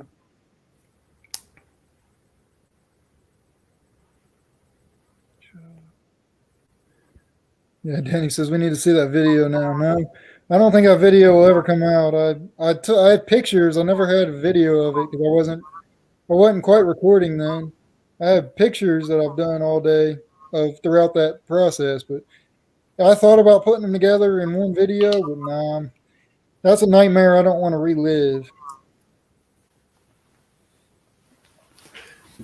I guess it just works out that my biggest property is my most profitable property there as well. See, I've got a couple that by myself take about an hour to an hour and a half with my tractor mower. So, that'd be about a half an acre, 3/4 of an acre or something there. I don't really have anything that's much bigger than that. It seems like a lot of the yards around here are about that size and under, which really that's a big yard, especially when you're using a tractor mower. That takes a while. Yeah. That's pretty good, Dave. In 10 minutes. Hell yeah. That's about what I make salting. $40 in about 10 minutes for a very small driveway. It would take me about 30 seconds if I had a tailgate spreader, but that's next year's goals. All the traders.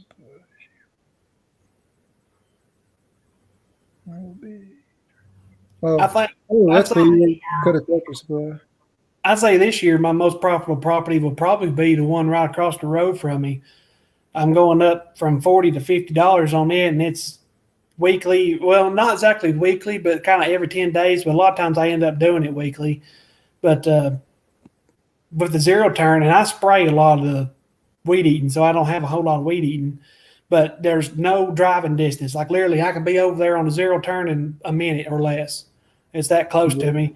So very little weed eating, very close by, and with the zero turn, I ought to be able to do it in like 30 minutes or 45 minutes or so. So it'll probably end up being my most profitable property now.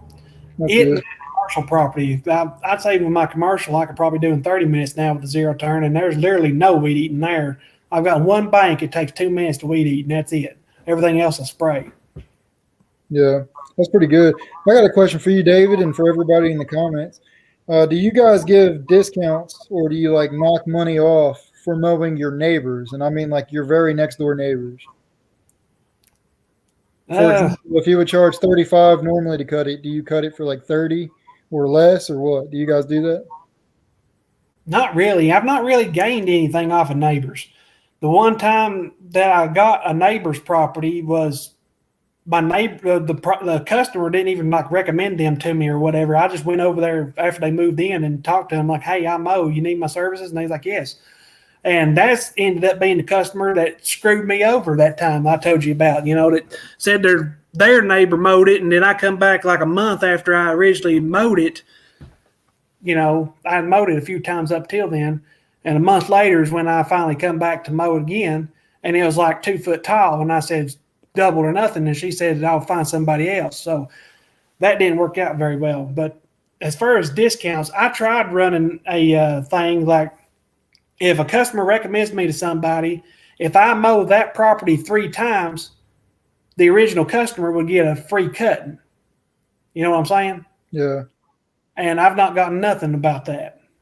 yeah, So I'm not even going to honor it now. I just ain't even going to fool with it. It's on my business cards, but I ain't going to fool with it. Only reason I'm still using those business cards is because why pay for more of them, you know, when I've got like 100 of them left. yeah.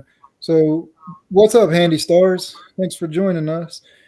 Dave's Lawn, I do the same thing as you do. I literally cut, I have 2 neighbors, and I give them $5 off. So if they were normally a $35 cut, it would be a $30 cut. And they're literally my very next door neighbors, and I just cut their yards when I'm cutting mine.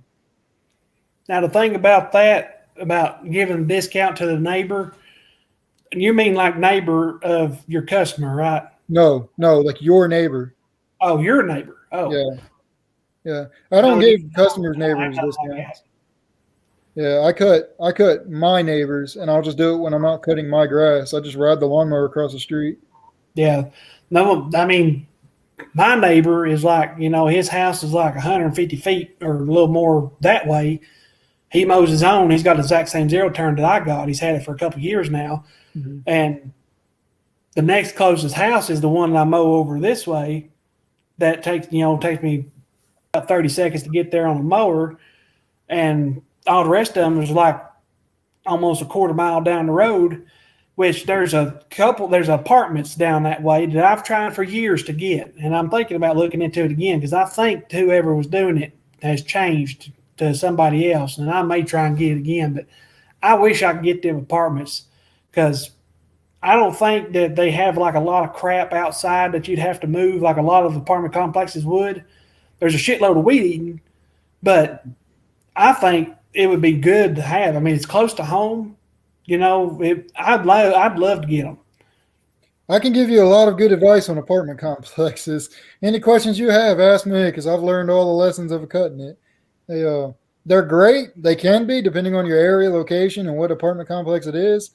But at the same time, they can be your biggest nightmare. But you got to take what you get, I guess. I know. I plan on doing more this year.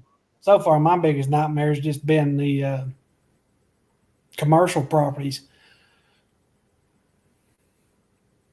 The only good commercial property I've got is the one that I still have that I talked about earlier, because it really ain't even a commercial property. There's no business that goes on there. It's just a storage building now. Not like, you know, a mini storage or whatever. They just use the building has storage. The owner does. Yeah. So the only reason, going back to the only reason why I give a discount to my neighbors is because I know what the competition charges for it. So I make it just right at what they charge for it versus what my price normally would be. And then it works out because I'm also cutting my neighbor's yard right when I'm there. Because the last thing I want to do, I feel like I'd be insulted if I walk out the door and I see, ABC lawn care is over there cutting my neighbor's yard when my neighbor knows I cut grass. I don't know. I'd get pissed. I'd be like, okay, MFer, see if you have, see if it's easy for you to get out your driveway now. I'm gonna throw some water down, make it icy, or something like that. I'd feel insulted by it.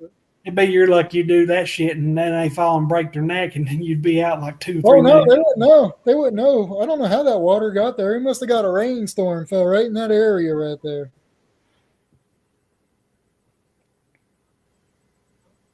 Yeah, so I did a pretty large one 2 days. I only did one last year. I'm trying to do more this year, but I did a really large one. It was 13 acres, 144 townhouses last year, and that's solo by myself. My wife would come out and help me, and my brother-in-law would come out and help me occasionally. It was a full day, but it was a nightmare. But at the same time, it was. I say I had a love-hate relationship with it because I hated it, but I loved it at the same time. It also didn't help that my wife and I used to live in that neighborhood, and it's kind of a shitty neighborhood. I hate to say it like that, but it's a low-income neighborhood. So, yeah, I don't know where I was going with that. But As far as discounts and whatnot, I don't do discounts. I'll negotiate a little bit on price or whatever, but I don't, put out advertisements, as discounts or whatever. I don't do that. If they ain't going to pay me what I'm worth, or if they want to be cheap, I'll find somebody else. yeah. I mean, I think this is a good idea here, what Dee said.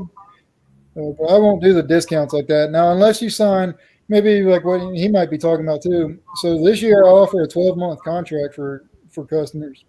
Now, if they do a 12-month contract, I'll give them a discount at the end of that contract. But I think my prices are set just right to where I'm actually going to make more money off them or the same money if I didn't run a discount for it. That might sound shitty, but it is what it is. now one thing I'm wanting to try and do this year, I hope, is monthly or yearly payments, like paid every month through the whole entire year. That's what I'm doing. Like I add up all the services. 5 by 12. Wait, hold on. I think I misunderstood you. Say that again. Total it up for what it's going to be for the season, then divide by 12 so you get paid year round. Yeah, you're talking about your customer services. Yeah. Yeah, that's what I'm doing this year. Yeah, Mikey talked about that, and I'm going to try and see if I can do that. If the thing about that is, I had one guy say he does that, and he has never had a problem with anybody trying to stiff him. I could just see somebody say, well, why pay the guy when it's the off season? He ain't even mowing. But that would be a way to make a lot of money right there. Even you quote it as weekly cuts, and when it comes to drought or whatever, you're still getting paid, even though you may not be cutting all the time or whatever. So the way I'm doing it, this could be wrong. You can let me know, David, any guy in the comments. I encourage anybody to come up on the panel as well, but you guys in the comments can let me know this too. But the way I'm doing this year, so I have 2 packages. One is my just per service, like, any regular lawn company, basically like what I did last year. Per service, I charge this much. Or this year, I'm doing a 12-month contract, like what we were just talking about, where I add up all the services that you want, whether it's aeration, dethatching, or just regular mowing, right? I add it up. And the way I'm doing it this year is I'm averaging it out. Because of the areas I mowed last year are the same areas that I'm mowing this year, I know how many times averagely I'm going to be cutting it this year. So the way I'm going to do it is I'm going to average that price out for my 12-month contract. And then I'm going to divide that by 12, obviously, and you're going to pay me that much for, let's just say 25 services or say 30 cuts, right? Now, if we have a more rainy season this year and the grass is growing like crazy and I have to cut it 50 times, my next contract I do with you is going to factor those 50, those extra times. And then if we have a drought that year, the next contract will factor that, if that makes sense. I don't know if that's the right way to do it, but so far all my customers seem to like it. You guys can let me know y'all's input on that, if you guys think that's a good idea or not. Oh, come on up, Daves. Don't worry about it, brother. Ain't no time to be nervous. Well, if you don't feel comfortable, it's fine. I will be doing another one, like I said, right now, as of right now, I will be doing another one Saturday. And Saturday, I want to get everybody's opinion on some equipment. So I think Saturday's live stream will be more entertaining, maybe. I hope. But What time did you say you're going live Saturday? probably the same time. We'll probably get 12. My time, 12. Man, I can't believe it's already 2 p.m. Yeah, I just looked at the thing. We've been on here for an hour and a half. I can't believe that already. I don't want to go to work tomorrow. Yeah. I hear you there.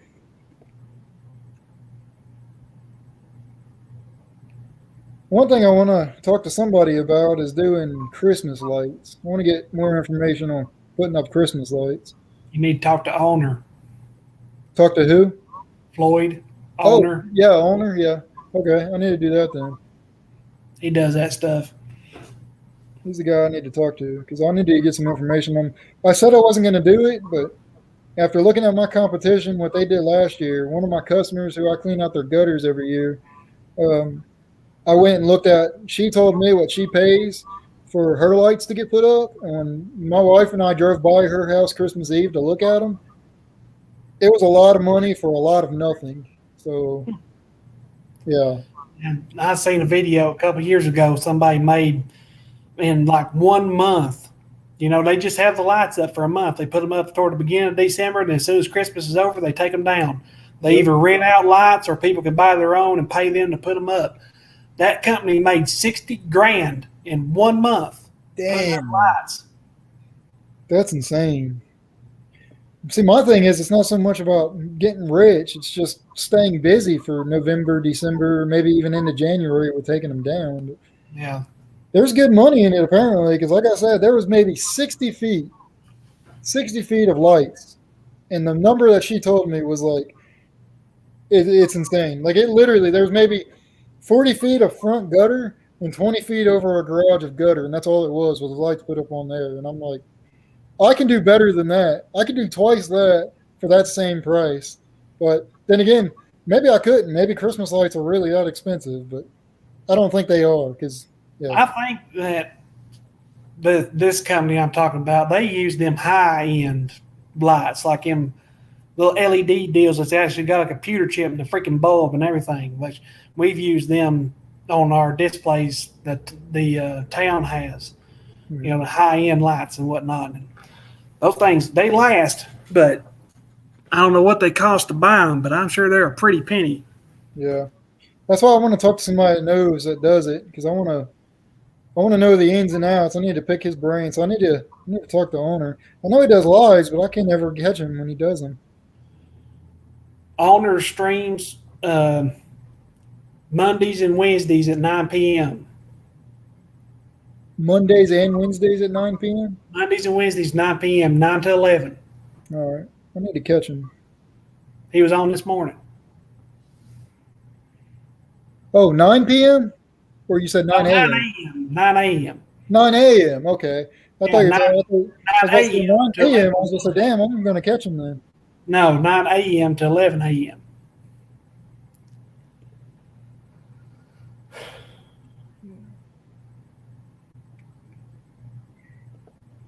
So what do you got planned for the rest of the week? Working, unfortunately. Now I'll probably do my live.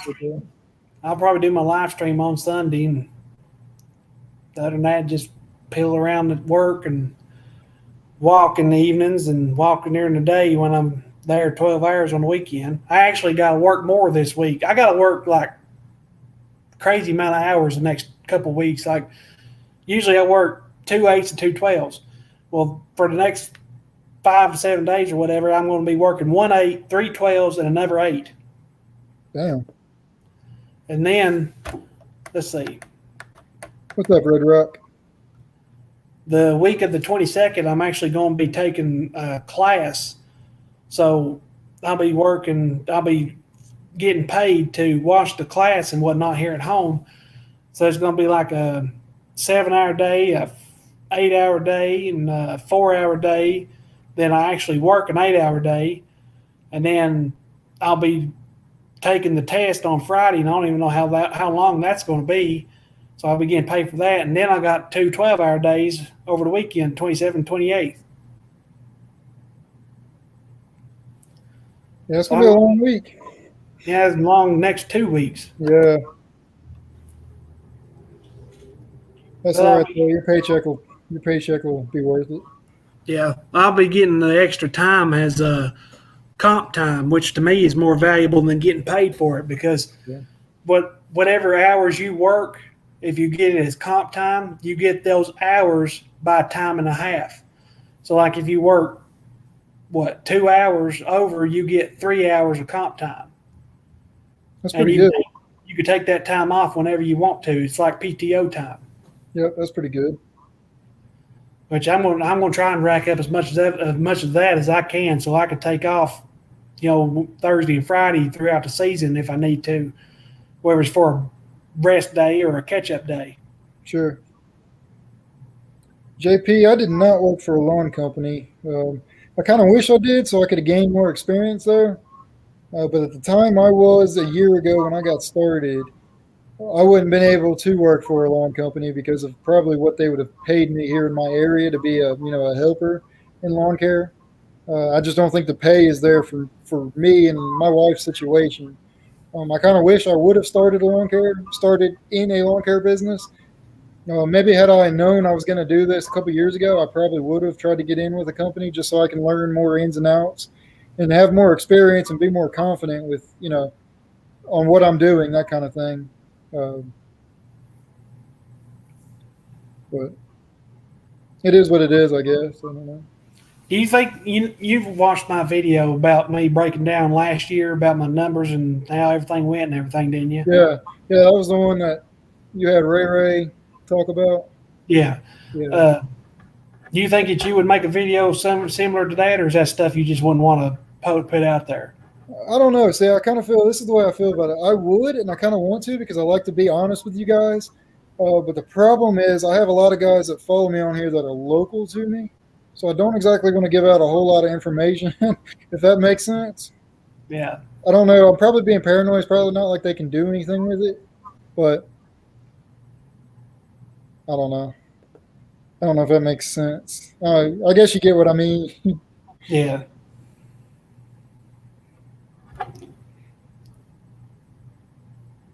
Yeah, I need to do that. I've been saying I'm going to do it for 2 or 3 weeks now. I need to go back through all my receipts and paperwork and everything and just do a rough calculation again and make sure that I got that right, because that's just crazy to believe. And I'll say it. I don't care if I made a video about it. I made almost $11,500 last year mowing, and I spent all of that and an additional $10,000 because of repairs, maintenance, health problems, and bad purchases. It's crazy to believe that I've done that. I've run those numbers 3 times, and I've come up with that every time. So I didn't realize one thing I was bad about last year is I procrastinated all year, and me and Shane actually talked about it. Was I didn't keep track of my numbers and stuff like that all year. Sorry. I didn't keep track of my numbers all year like I should have until tax time. So it made tax time a lot harder for me, like here right now, trying to get all my information ready and everything. I wish I did that to begin with, where I knew exactly how much I'm spending. So this year I'm trying to be better on, I know every penny on where it's going, and I know every penny that's coming in, and I know exactly how much profit I'm making and so forth. Somebody really wants to talk to me, apparently. If that makes sense. Damn, I just got sidetracked. Freaking small, short attention span over here. I wish I could. After I did my taxes and so that's the other thing is I don't know how I feel about quite disclosing information on here for legal reasons, because what I might tell y'all might be opposite of what's on paper. Maybe I don't know. So I doubt the IRS might find this channel or not, but then again, who knows, I guess.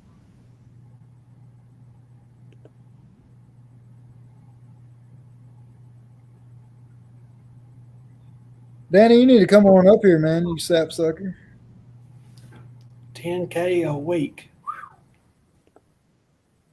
Yeah, that's pretty damn good.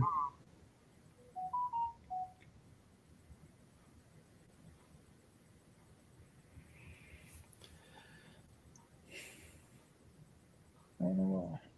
And like I said before, my goals this year, income wise from lawn care, is to make about 25 to 30 grand this year, which is going to be about a little more than double what I made last year.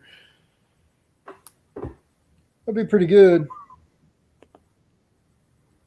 That'd be pretty good. I know one thing I'm looking at doing over the next 2 years. I'll go ahead and tell y'all is Jesus Christ. I don't know who this is, but it's a Missouri number. I don't know who that is. Shit, I forgot what it was. Well, one thing I'm trying to do is be more profitable for this year and going into next year. Because, like I said, my wife and I are trying to buy a house going into, in 2 years from now, a little less than 2 years from now. So, on paper this year, my taxes are going to show my business might not have made that much, on paper, right? So, one thing I'm trying to do is make it to where my business shows more money. So, like what we were talking about on my last live, it was Mike and Sean had said that I'll have to probably pay more into Uncle Sam, but that's what I'll have to do to be able to get a house in less than 2 years from now. Save up all that cash and just buy it outright. I don't know about that. That's a lot of cash.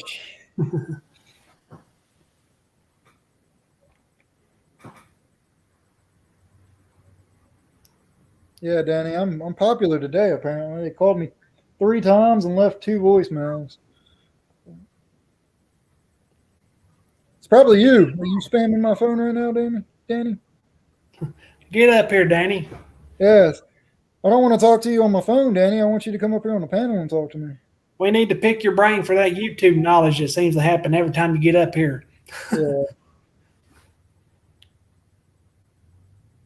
He said even with all that, he's still considering his own business. That's pretty good for not being your own business.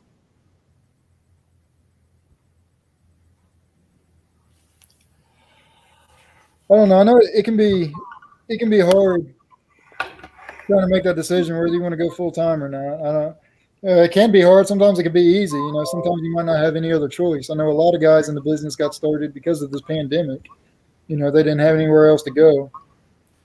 There's a lot of people thinking that this year's going to be even worse about that than last year. I think so too. So here's my thing, and something I'll say now is I don't know if lawn care is going to be my long-term thing. I know as of right now, it's what got me through last year. It's what's going to get me through this year. But next year is 50-50. It might not be guaranteed. By the end of this year, I might venture into something else. I don't think it'll be that soon. I think I'll probably continue with it next year. But at some point, I don't think I'm going to be retiring cutting grass, if that makes sense. Now, I don't know if I'm going to end the business or I'll have employees working for me or if I want to go that route or what. But I know there's a lot of competition in my area right now. And like you had just said, I think there's going to be a lot more competition coming. So I see that, and I'm putting that into perspective anyways, if that makes sense. So one thing I plan on doing is work on my exit ticket, if that makes sense.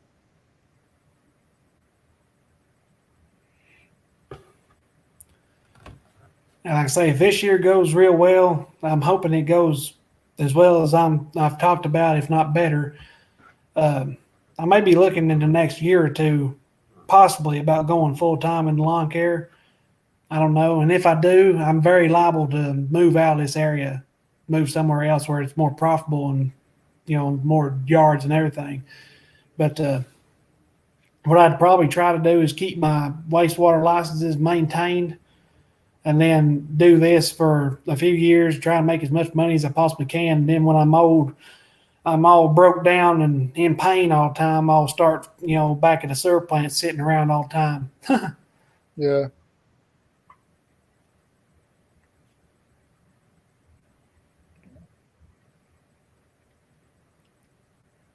Yeah, don't blame me there. Sorry, I keep getting distracted. There's always enough business to go around. That is true too, Red Rock. There's like right now there's a lot of competition in my area, but there's a lot of it's growing. It's a growing area. You know, my area is only getting bigger, so there's enough work out there for a lot of us. And like Yeah. I keep saying, just because people are starting doesn't mean they're gonna make it. You know, I know.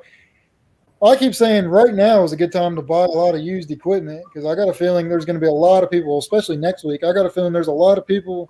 I could be completely wrong on this. You know, what do I know I'm talking about? But I got a feeling next year is going to be the year, or this year, next week. I feel like people that started last year because of the pandemic might not known things about taxes and stuff like that. And they didn't realize that, oh, I'm supposed to save money from each job for taxes, or, oh, I have to pay taxes that much. So I got a feeling there might be some people going out of business this year that just started last year because they didn't really know the ins and outs of it. But I could be completely wrong on that. There's a lot of practically new mowers on Facebook right now. There's a I'm lot. starting to see that here. The last 2 weeks, there's a lot more mowers on Facebook. I seen somebody just this morning had a Husqvarna semi-commercial zero turn for sale that I think it had like less than 200 hours on it. They was wanting like $5,000 for it or whatever, and they had like a residential some sort of zero turn in the background near their trailer, and you can just about figure that they probably are downsizing their business or going completely out. Yeah, probably. Handy Stars, that's pretty awesome. That's long term. I'd love to do that. I'd love to be a landlord long term. If I could get some rental properties, I would hire my own company to keep up with the maintenance on it. And then in that case, my lawn care company would probably stay going. I kind of thought about that last year about buying a really cheap property of some sort and, you know, renting it out and whatnot, but I don't know enough about carpentry to do that kind of stuff because the best thing to do would be to fix it up yourself. You pay somebody and then pay for the property itself. You did take that much longer just to make profit off of it. Yeah. My thing is I don't have the funds right now.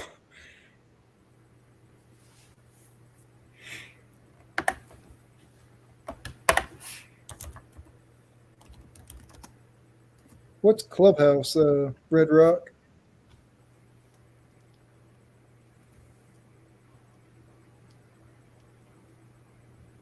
You got to come on up, Red Rock and Handy Stars and Danny. Get you guys all up on your little party up here.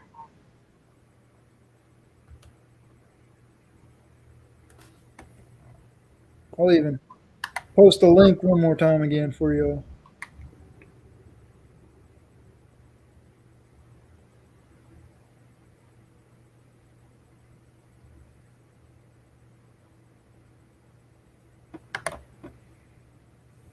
Audio based app. That's pretty good. Lots of business on it. I'll have to check it out. So is it like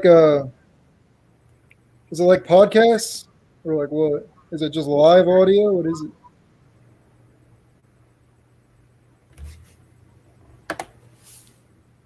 You can come up here on the panel and we can talk about it.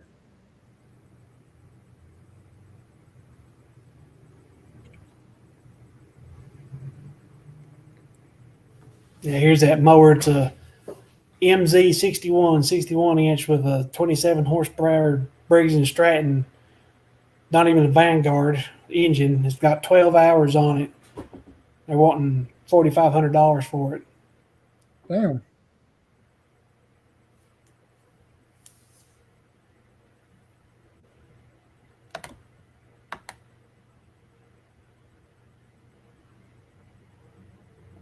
Oh, we got Carlo is back. Hey, can you guys hear me? Yes, sir. Cool. That's all right, Andy. I understand. I'm going to drive to the job here. I'll go just pick up some sticks in the guy's yard, but I was fixing my mower. I heard somebody say Husqvarna. My ear went like this. What? Yeah. I got cut off. Take it easy, Dave. We'll catch you Saturday. And somebody not far from me has a MZ 61 for sale with 12 hours on it for $4,500. That's a lot of money. How many hours? 12. Oh, well, that's pretty good, yeah. Well, the MZ is the entry level commercial, and then the MZT is the version that's similar to like an to like an entry level Xmart or an entry level Toro Titan, and then you got your PZT goes up to, and then the 500 series goes into your full commercial. So the MZ is pretty good, and the MZT. I think the only difference between the two was the MZT has a roll bar. I think that's the only difference. It might be a little bit upgrades here and there on the engine, but they're basically the same. I had to put up a video I never did where I actually demoed an MZT while they had mine in the service for a blown hydro. And I was very impressed with it. I was like, wow, this mower is way over. That was a mower I was going to buy before I bought mine because I got a good deal on mine. I really wanted the MZ or the MZT because it was my price range. You know what I mean? And I was shocked at how well it cut. I really was. For the money, it's a very nice machine, and it's not as pretty looking as like the Toros, but I mean it cuts just as good. You know, I like them both. I like Toro and Husqvarna. I like them all, but that MZ and MZT is a very overlooked machine. A lot of guys that get into commercial, they get them instead of getting the higher end because they cut so well. I don't know if that makes any sense. Yeah. Yeah, I have to do a video. I have to post my videos. So I did them all on a little like sports camera that I got off on Amazon for like $69, like a fake of a GoPro, and it didn't really work that well, and I couldn't figure out how to download anything. But I have a lot of video that I never got a chance to upload. Yeah. I think I have one where I was working in one of my overgrown yards. I think I got a video where it was like all messed up. I think that was title. I think I have that machine. And I was impressed. I mean, it was cutting tall grass like nothing. I was really shocked. Yeah, I bought a really cheap action camera when I first started out on YouTube, and that thing was just junk. It was a pure waste of money. Yeah, I come to find out, $69. It was a waste of money. The colors are all off. My Xmart looks like, I mean, my Husqvarna looks like an Xmart. It's all red in the picture. I'm like, how the hell did it turn red?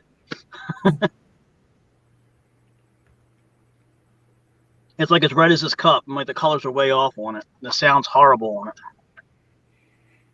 Mine, it couldn't record nothing. It all the time getting errors and screwing the video up. Yeah. So what's the topic? What are you guys talking about? I missed a little bit. What was we just talking about? Oh yeah, about how this season is going to go. About if there's going to be, competition is going to flood the market, or if, a lot of that's a people good out of topic. the market or what? You know why that's a good topic? Because a lot of people lost their jobs. Yeah. And they're all watching YouTube. And since lawn care is like a hot topic on YouTube now, it's kind of going to turn into that whole DUI or DIY thing when everybody was flipping houses. Remember that? When that was like the big deal. I think a lot of people are going to get into lawn care. And that's what's scaring me. Last year, I've noticed it. I was cutting grass. I was telling my helper that I had time, and I was talking to other guys. I said, have you guys noticed the amount of new guys out here cutting grass? They all said the same thing. They're like, yeah, it's like every day we see a new truck out here and somebody else is joining the hustle, But, you can't really worry too much about it. As long as you do good work and you get your customer base and you treat them well and you hang on to them like they're your everything. You know what I mean? Yeah.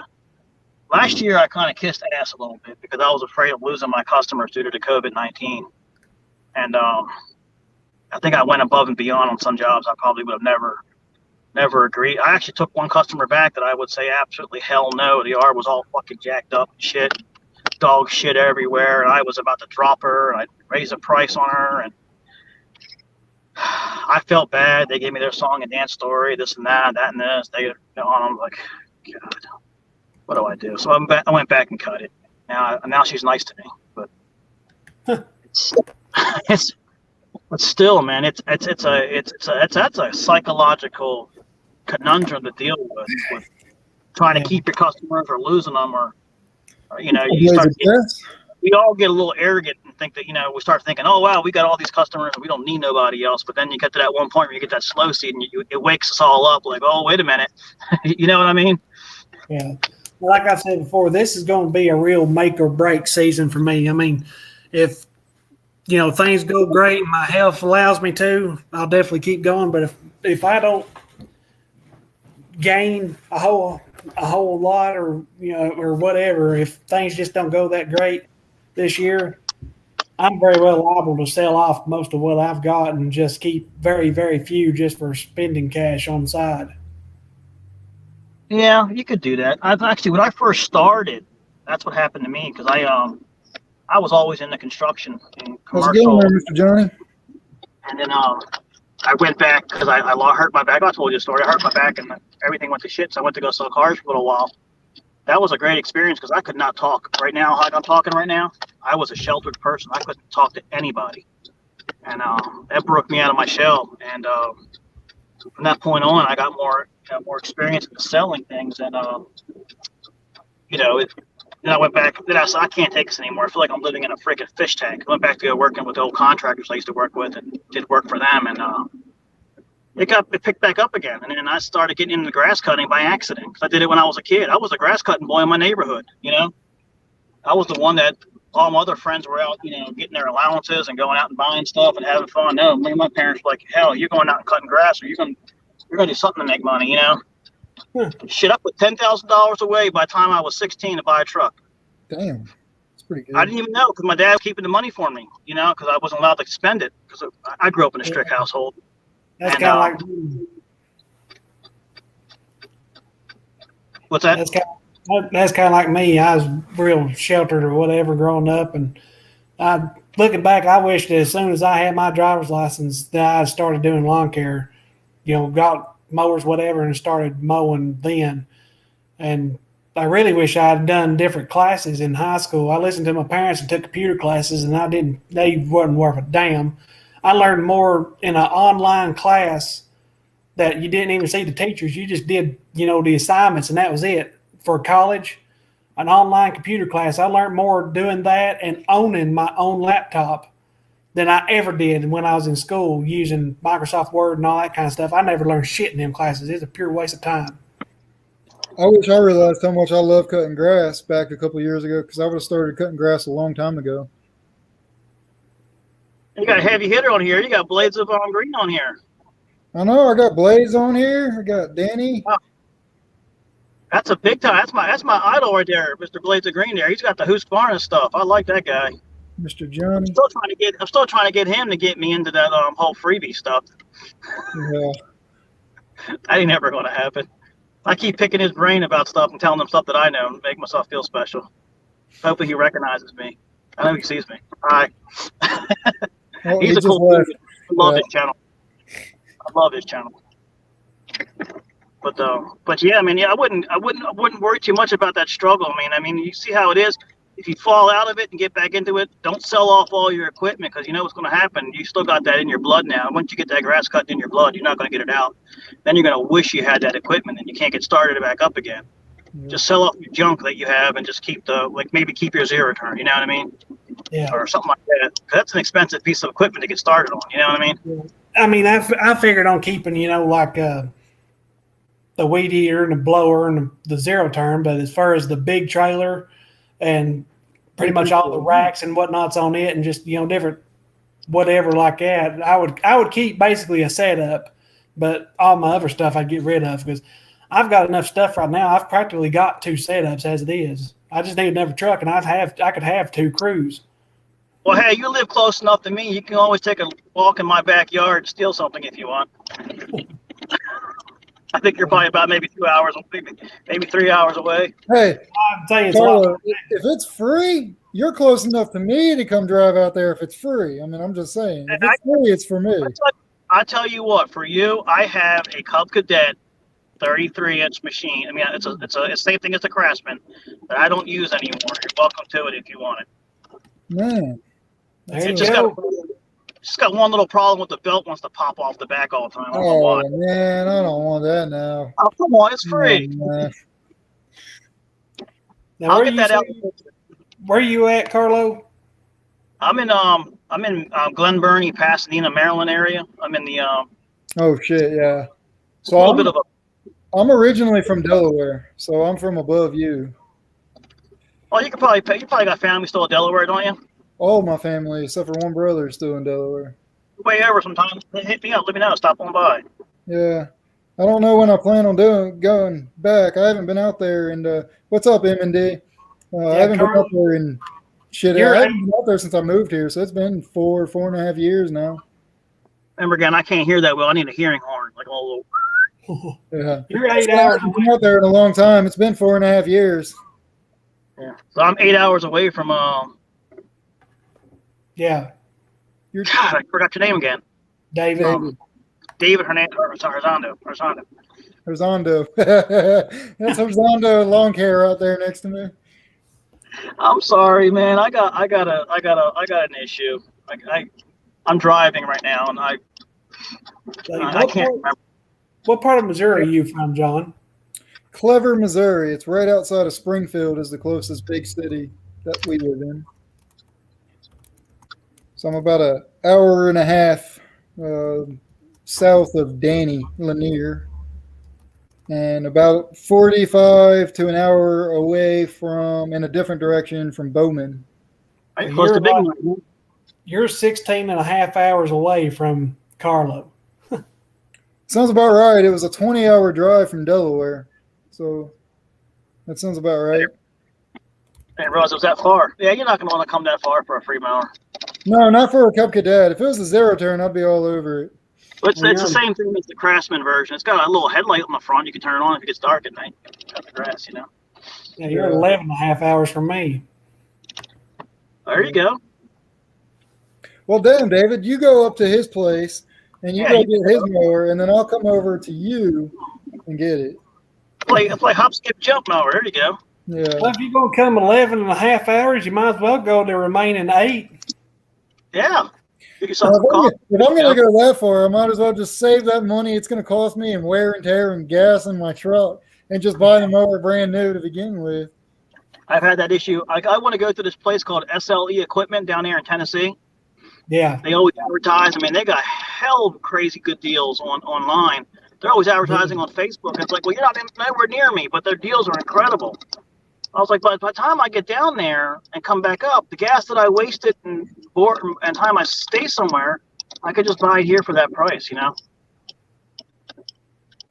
Money Mike, I don't think I'll be on at 5 anymore, at 5 p.m. tonight, your time. We'll probably go another 20, 30 minutes, and I'm probably going to end this then, most likely. But I will be back on Saturday, Mike. I'm probably going to have to hop off here just any time. My dad's going to be home. Okay. I'm just getting to my job right now to go pick up some sticks. The wind blows. This is one of my best customers. I got the whole street because of this guy. I cut the entire street. I cut this entire street with a 21-inch all-wheel drive, that Husqvarna that I got. And I was originally cutting it with my Toro time cutter. I got to get that thing back up and running because I miss using it. But yeah, this place is awesome. I got 6 houses all in a row I cut. It all started with just one customer. Believe it or not, this is a good story. My helper, because I wasn't good at talking to people, my helper stuck his head out the window and saw some lady cutting the grass and said, hey, you want us to cut your grass? I'm like, what the hell are you doing? And she said, oh, you guys cut grass? And I said, oh, yeah, I cut grass. And he's like, well, there you go. So you got to be more aggressive. Like, my helper was getting me to get more aggressive because I hired him. He was a guy cutting grass. He was in an area in our area. It's like poverty. It's called Brooklyn. And I felt sorry for him. I was like, man, he's out here hustling. I really respect that. And I saw him one day cutting, and I was like, man, so what are you doing out here? You busting your ass, walking from house to house to house to cut grass in this heat? I said, you making money? And he's like, yeah. I said, you want to come work with me? Next thing you know, me and him started working. Man, we were cranking out 90 customers. Damn. Working our asses off.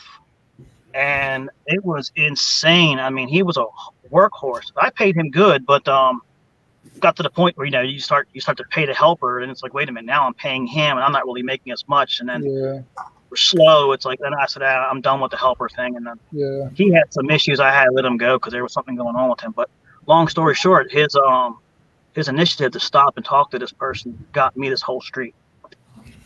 I've gotten a lot of work just by walking up to people and talking to them. I'm sorry if I talk too much. I kind of get that blank, and I think I was talking too much. Sorry. You're all good, brother. I apologize. I tend to do that. Like I said, I never was like that until I started to sell cars for a little while. This guy never shut the hell up, man. I'm just trying to talk on my live stream.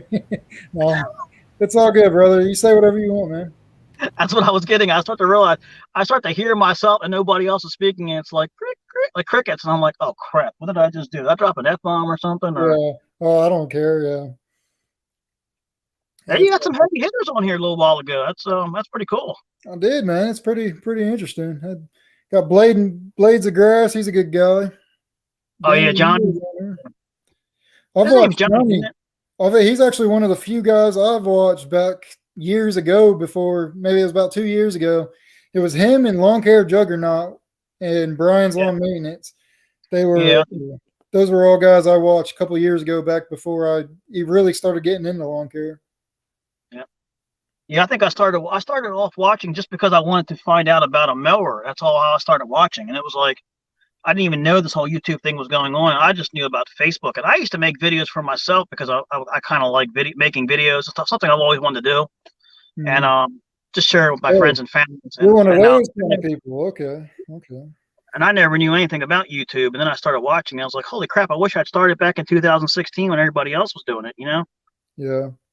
I don't know. I don't have enough patience to learn all the algorithm stuff. I finally went on my computer last night after that talk with Daniel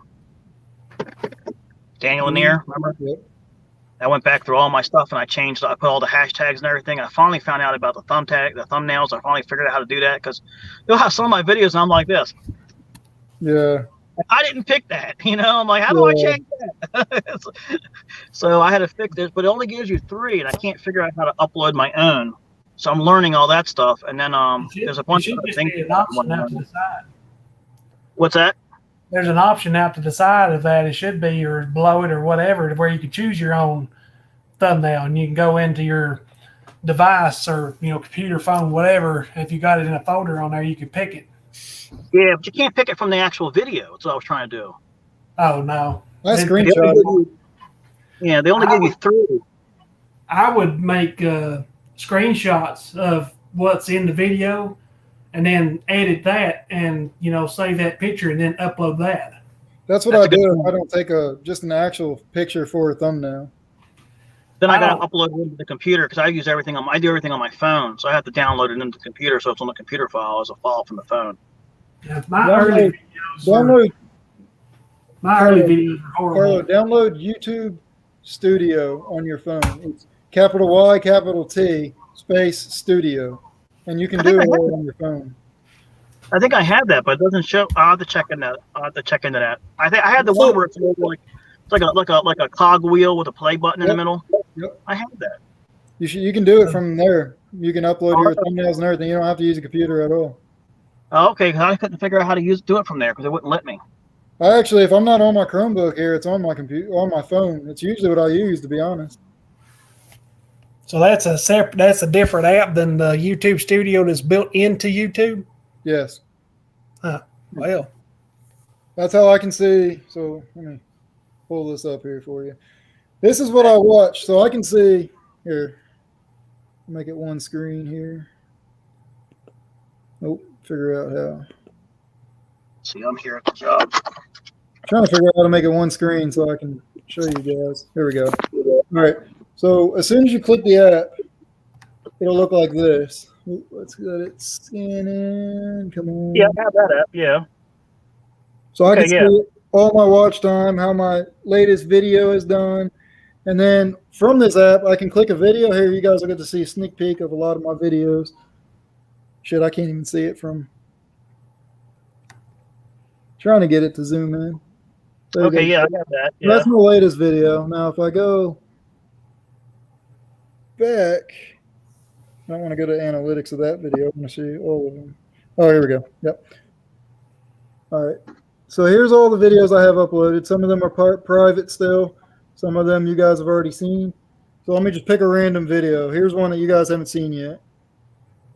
All right, so from here, you click this little, what is it? The freaking edit button. It looks like a pencil. Yeah. You hit that button. And then from here, it'll look like this. Okay. And then there's another edit button. Crap, you guys can't see my finger. Right there. Yeah, okay. You hit that button.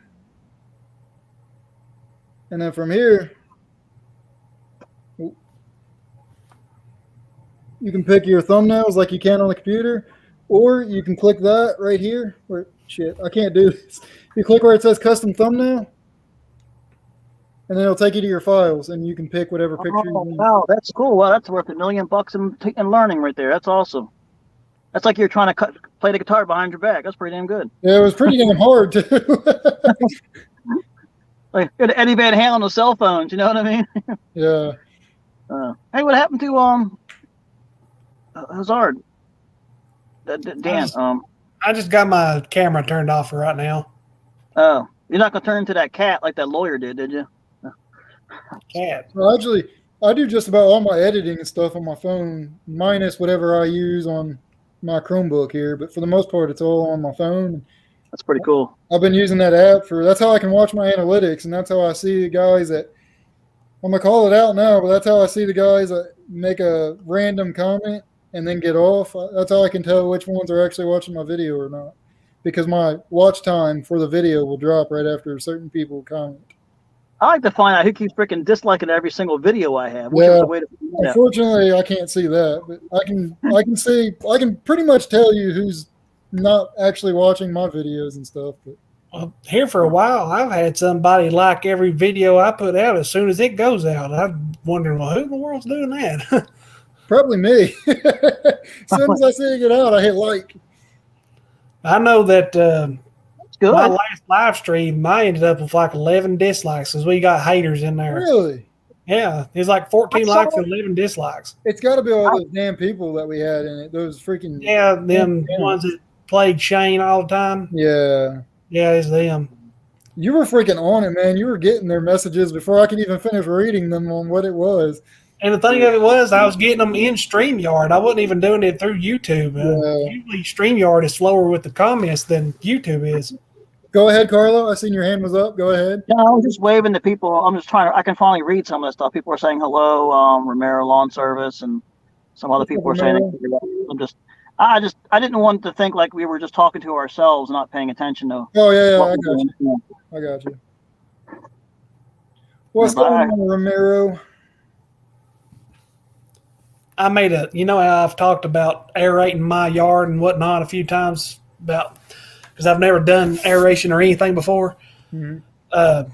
I posted on Lawn Pros, if anybody in this area has done aerations and how they do it and whatnot. And there was one guy that commented on there that he's going to follow that same thread, and that's it. That's the only interaction I've ever gotten off of that. Yeah, that's why I pretty much stay off of.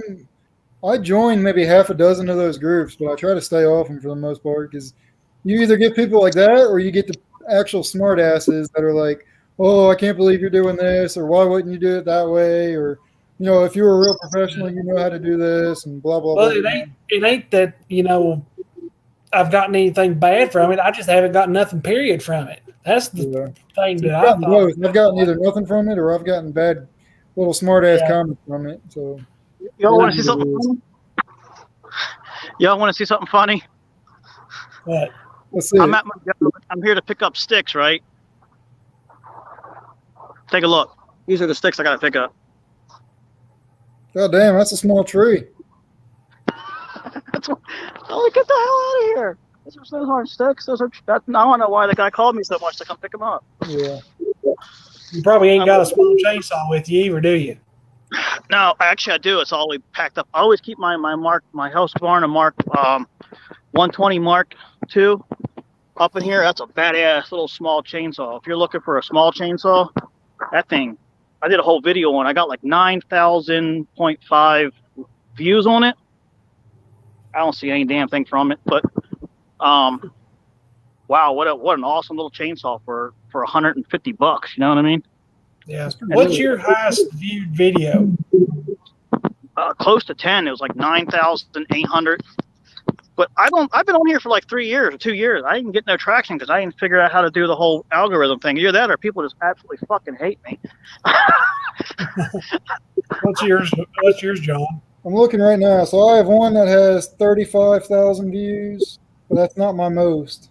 Oh, yeah, it is. So I've got one that's got 29,000 and one that's got 35,000. Let's see. Wow, everywhere. my most viewed video was the original video made in 2017 about the V hooks from Harbor Freight. I've got 12,383 views on it. Then my FS 111 trimmer review, I got almost 5,500 views on that. And then the shop lights video, I've got almost 1,700 views on that, and that's it, over 1,000. That's pretty good. Most of my lawn care videos haven't really taken off yet. And I think part of that's because, like I originally said, I'm going to vent and say this again, but it's because there's certain guys in the community that will comment, nice vid, bro, and get off and go do whatever else they're doing. Well, that messes up your analytics. That hurts your video. If they don't watch the whole video, YouTube's like, oh, this guy's not watching your whole video or didn't watch at least half of your video. It must not be good. Let's not promote it. So See, I watch them all the way out to the end because you never know what you miss. You know, exactly. So here's my thing. I understand every video is not going to be great. I understand I have some old content that might be coming out that's bad quality or whatever. I totally understand it. But when I start to see a pattern when certain people are commenting on my videos and right after they comment, my average watch time, my view duration is cutting less than half. You're talking 10% of the video. There's a big difference there. It's like, come on. I kind of realize I pretty much have an idea of a handful of guys that are doing it. That's my little rant for the day. My average view duration for my 2021 lawn care setup is only 3.5 minutes. How long was the video? Like 20 or something there. Oh shit! Yeah, that's not. Yeah. So if I don't get people that are just trying to self-promote, and I get people like supporters that are actually watching it, I can get around 75% of the video watched, 50 to 75% of the video. We'll just call it like that, depending on how good it is. But when the self-promoters get in it, let me look here and see. When the self-promoters get in it, you're looking at about 10% of my video is watched. So we're just gonna leave it at that. what's a self-promoter? The guys that just get on here and nice vid, bro, and then leave because all they want to do is put their name on your video to more people see their. I never really thought about that. Yeah. Or you get the ones that are like, I really like this video. Come check my videos out. You want to see what I've made in my contribution to planet Earth? It's years of dumping leaves back there. Looks pretty good. I say you turn that over and sell some compost. Yeah, really. Now this is an area where the property owners own this, and then that belongs to the county. It's like a little middle bit. Nobody really cares. It's back there. And I'm sorry, I live near BWI Airport, and this freaking airplanes, damn it, you can almost touch the wheels. You can hear them. Romero, I actually did the same thing. They're really good videos. I like doing it because I like helping people. So I have a whole series on how to start a business, or a lawn care business anyway. But, I'm not an expert in the subject. I just give my honest opinion and my honest experience. And I try to get guys that have more experience than me to comment on it if I'm wrong, or add anything to it to where anybody that may be watching it can learn something. So.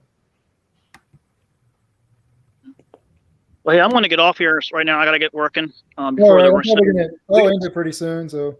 Yeah, we got snow coming in. You guys can stay on. I just didn't want to. I'm over here at the customer's house, and I got to pick up them trees.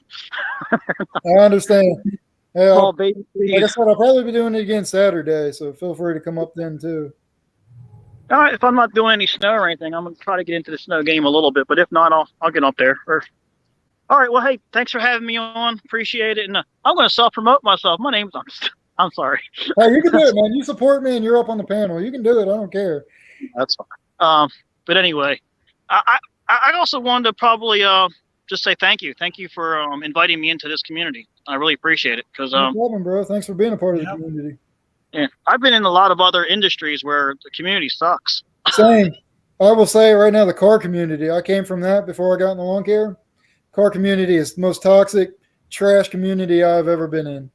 It is. I sold cars for a while. I started to venture into some of them guys, and they're all a bunch of, don't get me wrong, they're nice people, but, it's ego gets involved really quick. Yep. They're really egotistical. Everybody's got bigger balls than the next guy. You know how that is, right? Yep. I hate that. I couldn't stand it. But anyway, yeah, I love this community. It's friendly. It's open. Everybody talks about stuff. Everybody's generally trying to help each other out, and that's and I've always been like that, and I finally found a place where I feel like I can belong. You know what I mean? Like, Yeah. because I always felt like I was too nice to people. I'd give them information, they would never give me anything back. In all the industries that I was in, you know. Right. This is one of the industries where it's, you know, everybody's giving back, you know, all the time. You know, that's really awesome and pretty honest. And I just want to say thank you. Really, it's pretty much. No, you're welcome, brother. I I'm gonna appreciate start your to- support. You contribute a lot to it as well, Carlo, and we appreciate you as well. Yeah. I appreciate. I mean, I don't feel like I do, but I appreciate it. That's cool. Yeah. Well, thank you. Well, I gotta get to work because I'm starting to freeze now. And take care. Take it easy, brother. See you later, buddy. My hands are frozen. So does anybody in the comments have any other questions or anything for this stream? Or David, do you have anything you want to ask or talk about on this stream? We've covered quite a bit. Yeah. Never good stream. Yeah. It's always good getting people up talking. That's really the main reason why I like doing it. I like getting you guys up on the panel and just talking. You know, it's the winter time, so I don't really go out and do anything, so I don't really get a whole lot of social interaction. So this is my way of staying sane. That's been a big help for me as well over the last couple of months. You know, I've gained a lot of people that I consider friends and a lot of interaction on videos and whatnot, and it's pretty much daily, you know, especially every time I upload a video and everything. So it's pretty good. Yep. Drake, I will not be getting a new truck anytime soon. I'll be running my half ton for at least another year, at least, if not before then, if not after then, before I get a new truck. Now, if I had endless money, or if I had the money, I'd already have a new truck right now. But right now, in my foresee future, I won't be getting a new one. I'm thinking about if my truck makes it good through this season, I may not buy another truck, but I still am considering getting one because I have had my truck to break down various times, just small stuff, you know, busted brake line, water pump went out last year, you know, just little stuff like that. But that takes a toll on your business, you know. And if I can have another truck on hand to keep me making money and not have to rely on using my dash truck or whatever, you know, I'm thinking about getting one, but I want to wait until pretty much the off season. If my truck makes it until then, I'll make my decision then. Mm-hmm. But I think it's a pretty good idea. As far as new trucks, I've pretty much made a goal. When I turn 30, I'm going to have a new truck. Yeah. Yeah, no, Drake, when I was answering that question, I don't mean brand new truck. I just mean new to me truck. But we'll see what happens, you know. Yeah, I'm thinking if I can afford it, I'm going to get a new one when I turn 30. Yeah. Hey, man, if that's your goal, dude, go for it, man. Don't let my decisions or my opinions or anything stop that. I don't think I can afford a new truck. I mean, even if I can, I don't think I'm going to spend the money, but that's just for me and my personal reasons and my business. But yeah, I ain't going to go for no, you know, $60,000, $70,000, $80,000 diesel or nothing like that. Like, you know, just a basic 45, 50,000, whatever, you know, something there like that I may go for. Real quick, I'll answer this, and JP, I'll go to your question next, right after. Let me finish this. So Drake, that's probably what I'm going to do. I'm probably going to go with a bit of an older 2500. Will probably be my next upgrade, most likely. It'll, by the time I get one, it'll probably be the same year as my truck now. It's a 2013. I had looked at getting a 2014. I think it was an F250. So the truck I get will be most likely around that same year range anyways. So whenever I do get one, it'll be around the 2010 to 14 3/4 ton or bigger or something like that, you know, around there. But who knows, by the time I do go to buy one, maybe I'll be able to get a little bit of a newer one than that. Yeah, I have thought about getting something like a, you know, in the near future, like a 2014 or newer Chevy GMC or 2017 or newer Ford Super Duty, like a 250 or something there, because you can find those, you know, 150, 160,000 miles gas at decent deals, you know, like 15 to 20 grand, which ain't too awful bad. That's not really that many miles on the newer trucks like that. That's really not that many miles, even if it is a gas truck. Yeah. JP, to answer this question, so I really like cutting grass. I didn't learn this until a few years ago, so as a kid growing up, I'd go to my grandmother's house and I'd cut her grass, and then I started cutting her neighbor's grass, and I did that for every weekend, growing up, right? Well, my last job I had, it was a good job, but I didn't like it. I was an electrician. I worked for a very small electrician company. I'm not an electrician by any means. I didn't like the work. It paid good, but that's all it was to me, was a wake up 9 to 5 kind of job. It paid the bills, but I had no career in it, and I knew that.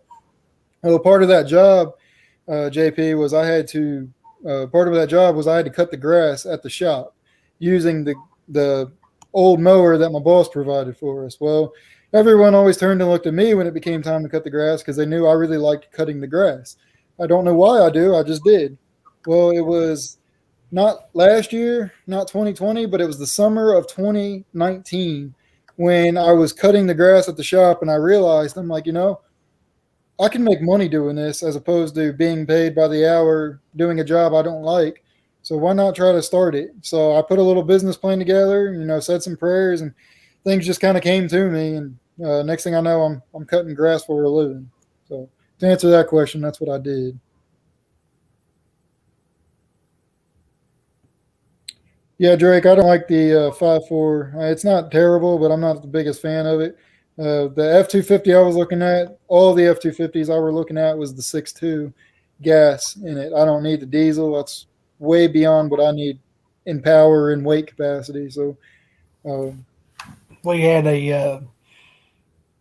still got it. I don't, of course, work in that department no more, but I drove every day a 06 crew cab long bed 4-wheel drive automatic F-350 with the V10 in it, and that's one powerful motor. Sucked through some gas though, didn't it? Oh yeah, I mean we just run around town, but I was having to fill that thing up every week. Yeah. I'll tell you what I would love to find is a early 2000s Chevy or GMC with the 8.1 Vortec in it. My buddy has one. He was my old coworker, and it's paired with the Allison transmission. Man, that is a freaking beast of a truck. Yeah, we got he gets, I think he said 8 miles to the gallon, regardless of whether he's pulling something or not. He said when he pulls his camper behind it, he still gets the same gas mileage, but he doesn't fill the camper there at all. That's a pretty damn nice truck, too. We got a Chevy 4500 10-foot dump bed dump truck, electric lift dump truck, and I overloaded that truck once. I put a little over 8 tons on that truck, and it's got the 8.1 Vortec. It's a 2-wheel drive truck.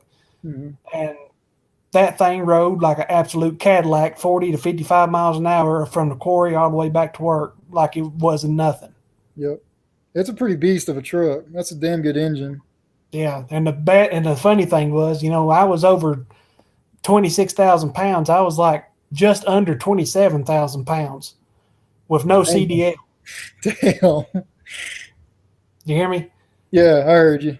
No CDL and that much over the limit. Yeah, you were pushing it there. Yeah. I love those trucks. Them old Kodiaks like that, like 2002 and newer Kodiaks. That thing is a 2-wheel drive truck, single cab, like I said. That thing will almost turn in a 2-lane road within the white lines. It turns super sharp. It's pretty good. I know my buddy that's got one. It's a big ass truck. It's pretty damn long for it being just I think it's a 3/4 or 1 ton. I mean, but it's a single wheel, and for it being a big ass truck like that, it rides pretty good. I'd love to get one of them Kodiaks for a work truck. They have like probably a 14-foot bed on it, just a low-sided switch and go bed. That way I can swap whatever beds I want onto it and use it for a mowing truck or dump truck or dumpster roll off or whatever I wanted to.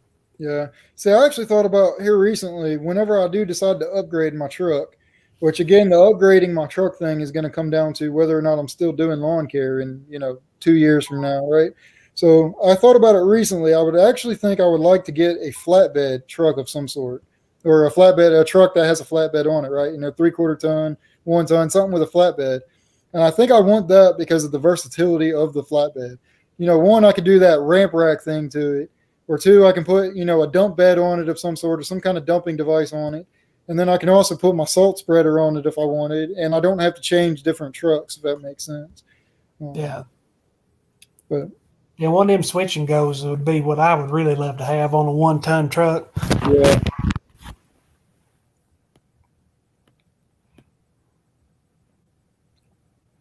I lost you there, David. I don't know if you're still talking. No, I wasn't. Oh, there we go. It sounded like I thought you dropped your mic or something. No. Uh, Now we're slowly running out of things to talk about. yeah, I know. I'm getting ready to end this here. Just a minute anyway. But now we get to the awkward part of it where we're just sitting here twiddling our thumbs. Yeah. I'm always good when I have other people up here on me and we've got stuff to talk about. I don't get nervous or paranoid or nothing. But then when we run out of stuff to talk about, I'm like, oh shit. I'm losing viewers right now. What do I do? How soon are you looking at getting your enclosed trailer? Well, I would like to get it as soon as today. But to be honest, I'm probably going to wait until the season gets going. Yeah, make a little money first. Yeah. Yeah, there's a lot of stuff I want to buy this year, or I would like to buy this year, I should say. But I really want to wait to see what I'm going to do this season. How, I want the money coming in first, and I want to see how much money is coming in. And then that's going to decide what I buy and what I don't buy. Yeah. But the enclosed trailer is high on my priority of things to buy. So now, are you getting yours custom made, or are you just going to try and look around on the lots and try and just get whatever you find that you like the most? I'm going to just try to look around the lots and see if they have one that I like the most. I don't really see a need to custom make one yet for myself, but that's also going to determine what's my budget when it comes time to getting one, and what do they have there. If I can think of something that I really want on my trailer and the dealer doesn't have it and I have to custom order it, then at that point I will custom order it. I'm not too picky. I'm just trying to decide on the size, and I'm just trying to decide on when I can get it. But I'm not trying to make too many decisions yet because I don't want to, I hype myself up for something that might not happen anytime soon. So I don't want to do that just yet. I've gone as far as pricing them, and I've went out and looked at them, but that's as far as I've gotten. I talked to a few salesmen, but like I said, it's going to come down to how much money I'm making this year. But it is high on my priority of things to buy. So if I do have the money coming in and the work is there, it'll be the first thing I really buy this year would be an enclosed trailer. I really want to go enclosed trailer setup this year. Yeah. I may look at getting an enclosed next year, especially if I end up getting a 3/4 ton truck or something there this year. I may look at getting an enclosed. I don't know. I want to get either a dump truck or a dump trailer in the near future as well to try and expand my services more than just, make my setup that much better. But I would like to too. I was thinking that, I've wanted a dump trailer. And like I said, I almost bought a dump trailer last year at the end instead of buying an enclosed trailer. I'm really glad, and I thank God every day that I didn't buy one yet, given certain circumstances now, right? But I really wanted one, but that's kind of what's got me leaning towards getting like a dump bed on like a 1-ton truck or a 3/4 ton truck. I kind of like the idea of being able to pull my trailer and still being able to carry my mowers and all my equipment, and then have say a dump bed of some sort to where I can collect my leaves and stuff like that in it, and I don't have to worry about hauling a whole nother trailer or making a whole nother trip. yeah. Now you see, you could get by with something like that a lot easier than what I can, because you actually have a lot of debris and stuff that you collect, a lot throughout the season. For me, I don't have that kind of stuff hardly at all. I would just be looking for a dump trailer or something there to rent out as a dumpster or haul material or whatever just to make extra money with instead of make the job easier.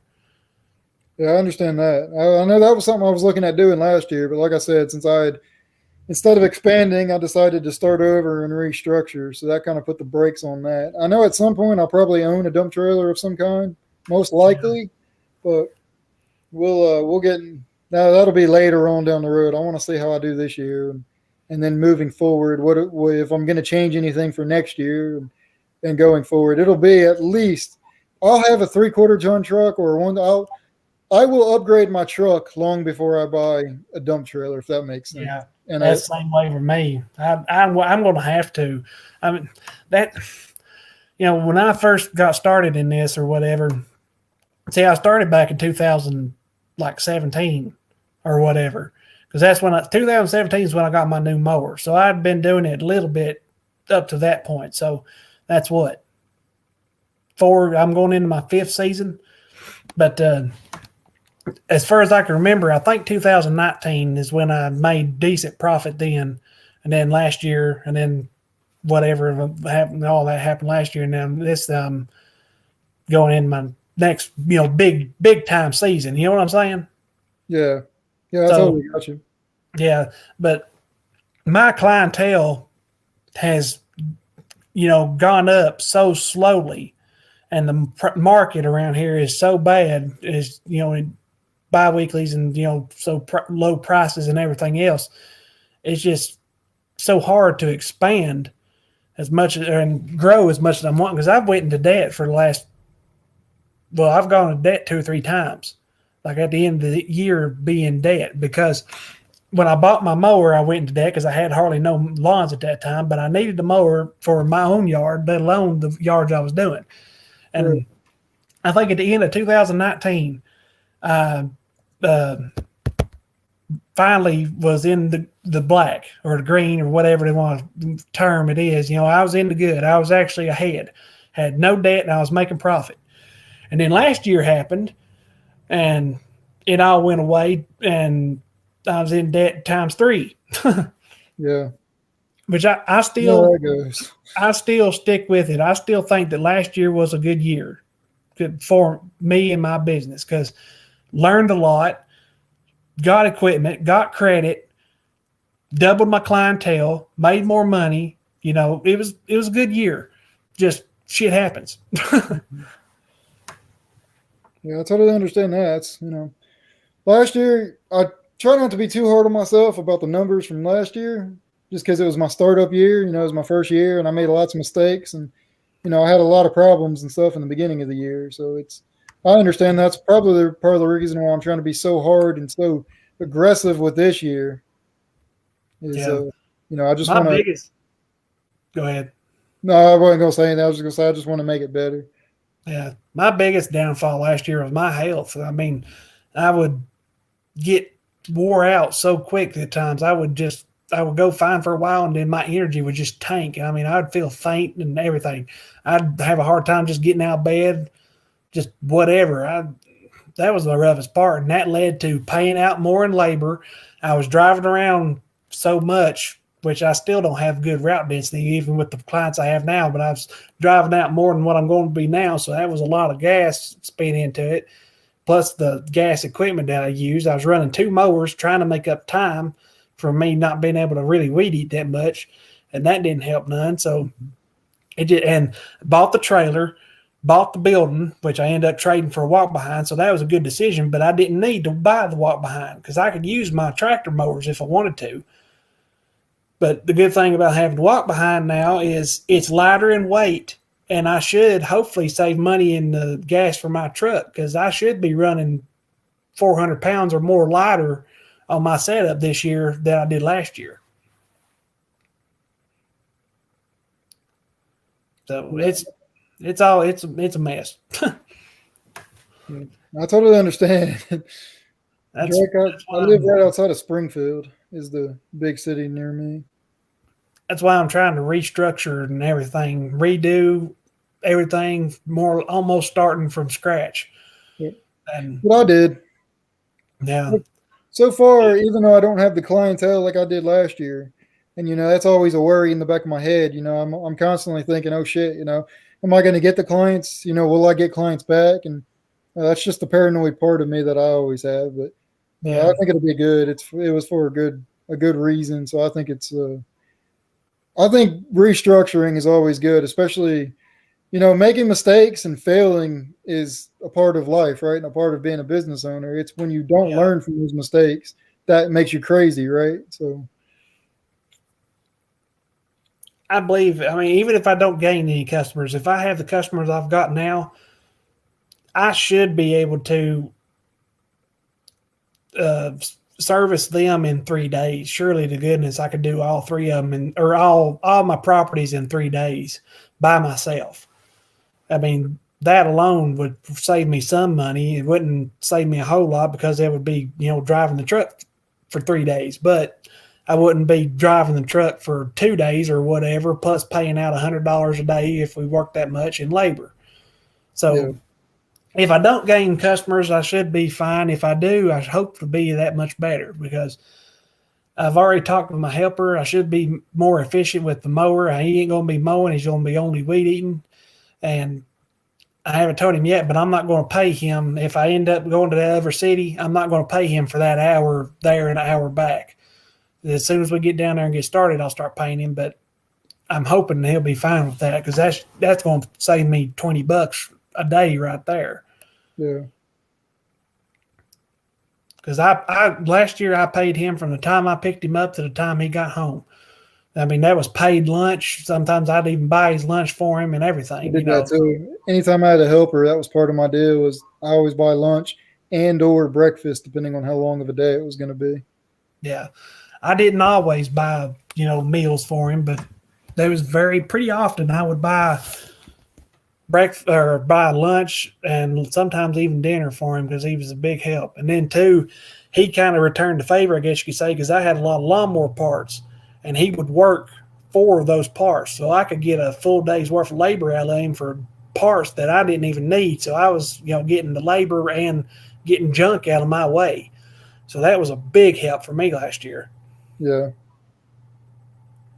Yeah, I know having help was great for me last year as well. I've always worked for I've always worked for shitty bosses, I have to say. They might be nice people outside of work, but as a boss, they suck. So I know what it's like to not be appreciated. So anytime somebody comes help me, I make sure that they know it's like, hey, look, I know I'm technically the boss right now, and I'm gonna, keep the whip cracked right, and we're gonna be efficient. But at the same time, I'm the first one to say, hey, let's go take a break. Hey, let's go have lunch. Hey, let's cool off for a little bit.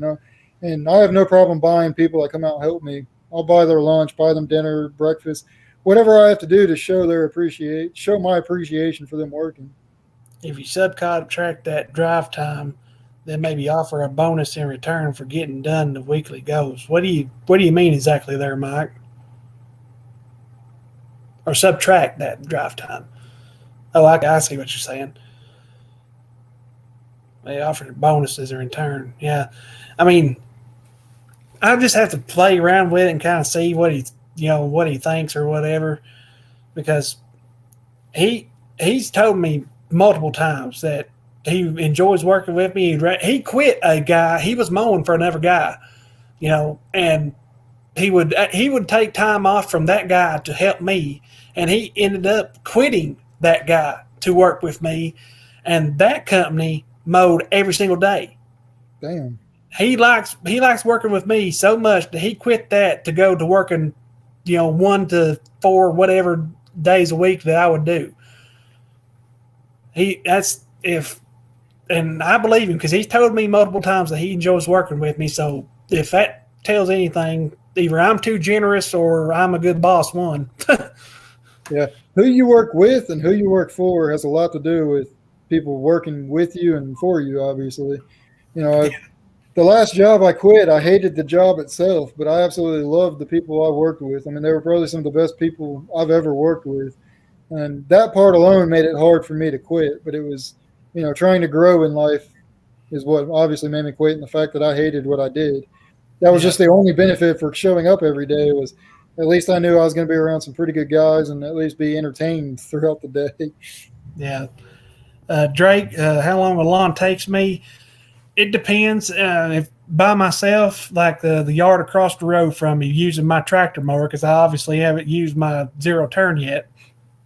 By myself would take me, I think, like an hour and a half at the most. It's like a half acre to a 3/4 acre yard, and there's a lot of stuff to drive around, a lot of rocks in the yard. But a lot of the weed eating was cut down because I sprayed a lot of it, so there wasn't a whole lot of weed eating.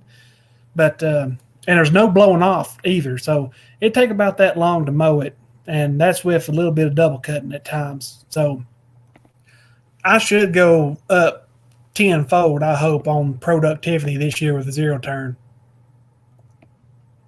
I just hope that it can go all the places I need it to go. Take it easy, JP. See you later, JP. Hey, I think I'm going to probably end this stream now. I'm going to end it now. I got to get ready to get out of the house here. I'm going to try and get back before it gets dark. I still got one other driveway I need to salt, and it's my own driveway. And I'm trying to salt it before my wife comes home so she don't slip and break her neck. So well, I appreciate you coming on here, David, and getting up here on the panel. Yeah. Appreciate all you guys in the comments and everybody watching. Now, how are you going to do the Saturday stream? Are you just going to just kind of pull up pictures and talk about the equipment, or are you going to actually have guys up as well, or what? Yep. So I'm going to try and have guys up. I want guys to come up, as many guys that can come up on the panel, because it's a lot easier hearing your opinions on the panel than it is reading comments. Yeah, that would be cool. Have everybody chime in on the mowers and whatnot. Exactly. So I want to set it up like, well, I can't show it because there's only two of us.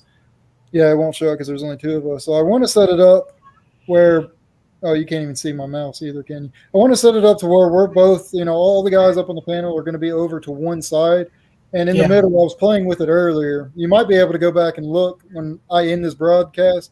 You might be able to click on my live stream again and go back and look in the beginning. I think it may have showed it. But in the beginning, before the live stream went live, I was playing around with it. I was able to share a link or a picture, and it would come up over this entire, screen here. And we would be all the way over here on this right side here or the left side, whatever. And that's my plan is I want to try and have at least, 2, 3, 4 guys come up to where we can have multiple different opinions on it and see what other people has to say about the equipment. And then in the center of the screen, I'm going to obviously show the equipment. And right now I've got, I think there was, close to 10 different things that we could pull up and talk about it. And I have no guarantee how it's going to go. I don't know how long the stream will be, but I think it'll be entertaining and I think it'll be fun to do. Yeah, that would be pretty neat, especially because, everybody uses different stuff. And then, if they get brand specific, they're going to be all like, oh, this is great. And then there's somebody else, oh, that's shit. Yeah, exactly. That's what I was thinking about. So I've got a few controversial ones that are in there that are going to be in it that I think is going to really stir up some shit. And there's some funny ones too I've got that I didn't mention in that message I sent you earlier. So yeah, I think it'll be fun. It's just a matter of I'm hoping guys will come up and actually participate in it. Because like I said, reading comments is going to be real hard to do. Reading people's opinions on comments are going to be hard to do, if that makes sense. Yeah. I'm going to send you a few more. I'm not going to say it on here so I spoil the surprise. I got a few funny ones. I don't know if you've even heard of these or not. I've got one. So I've got one that I think y'all may have seen, but I seriously doubt anyone's going to ever think, oh, hey, this guy's getting ready to talk about this in an equipment video or whatever. I think it'll be entertaining. But yeah, please send it to me so I can. I'm trying over the next 2 days. I'm trying to get all the links and pictures set up to where it'll go smoothly. To where all I have to do is click a tab at the top and it'll show up basically. Yeah. So we'll see how it goes. We'll try it anyways. So, well, all right, man. Everybody in the comments, have a good day. David, thanks again for coming up. And good stream. Enjoyed it and look forward to the one Saturday. Thank you, sir. I look forward to it too. So I will, definitely send me those all the stuff you have in mind, and I appreciate it. And I guess I'll be talking to you later then. Alrighty. All right, see you, bro. All right. Everybody in the comments and everybody watching, y'all have a great day. Thanks for watching. Don't forget to hit that thumbs up, and be sure to come out Saturday. We're going to do the next live stream Saturday. If you guys just heard what we were talking about, we're going to do a live stream talking about all the equipment that's out, whether it's brand new equipment that was just revealed by the manufacturer this year, maybe equipment that's been out for a year or two, but we're going to talk about it. And I'm going to try and get a bunch of guys to come up here on the panel. We're going to be over here on this side or, maybe this side or, who the hell knows, but we're going to get a bunch of guys to come up on the panel and just talk about all kinds of equipment.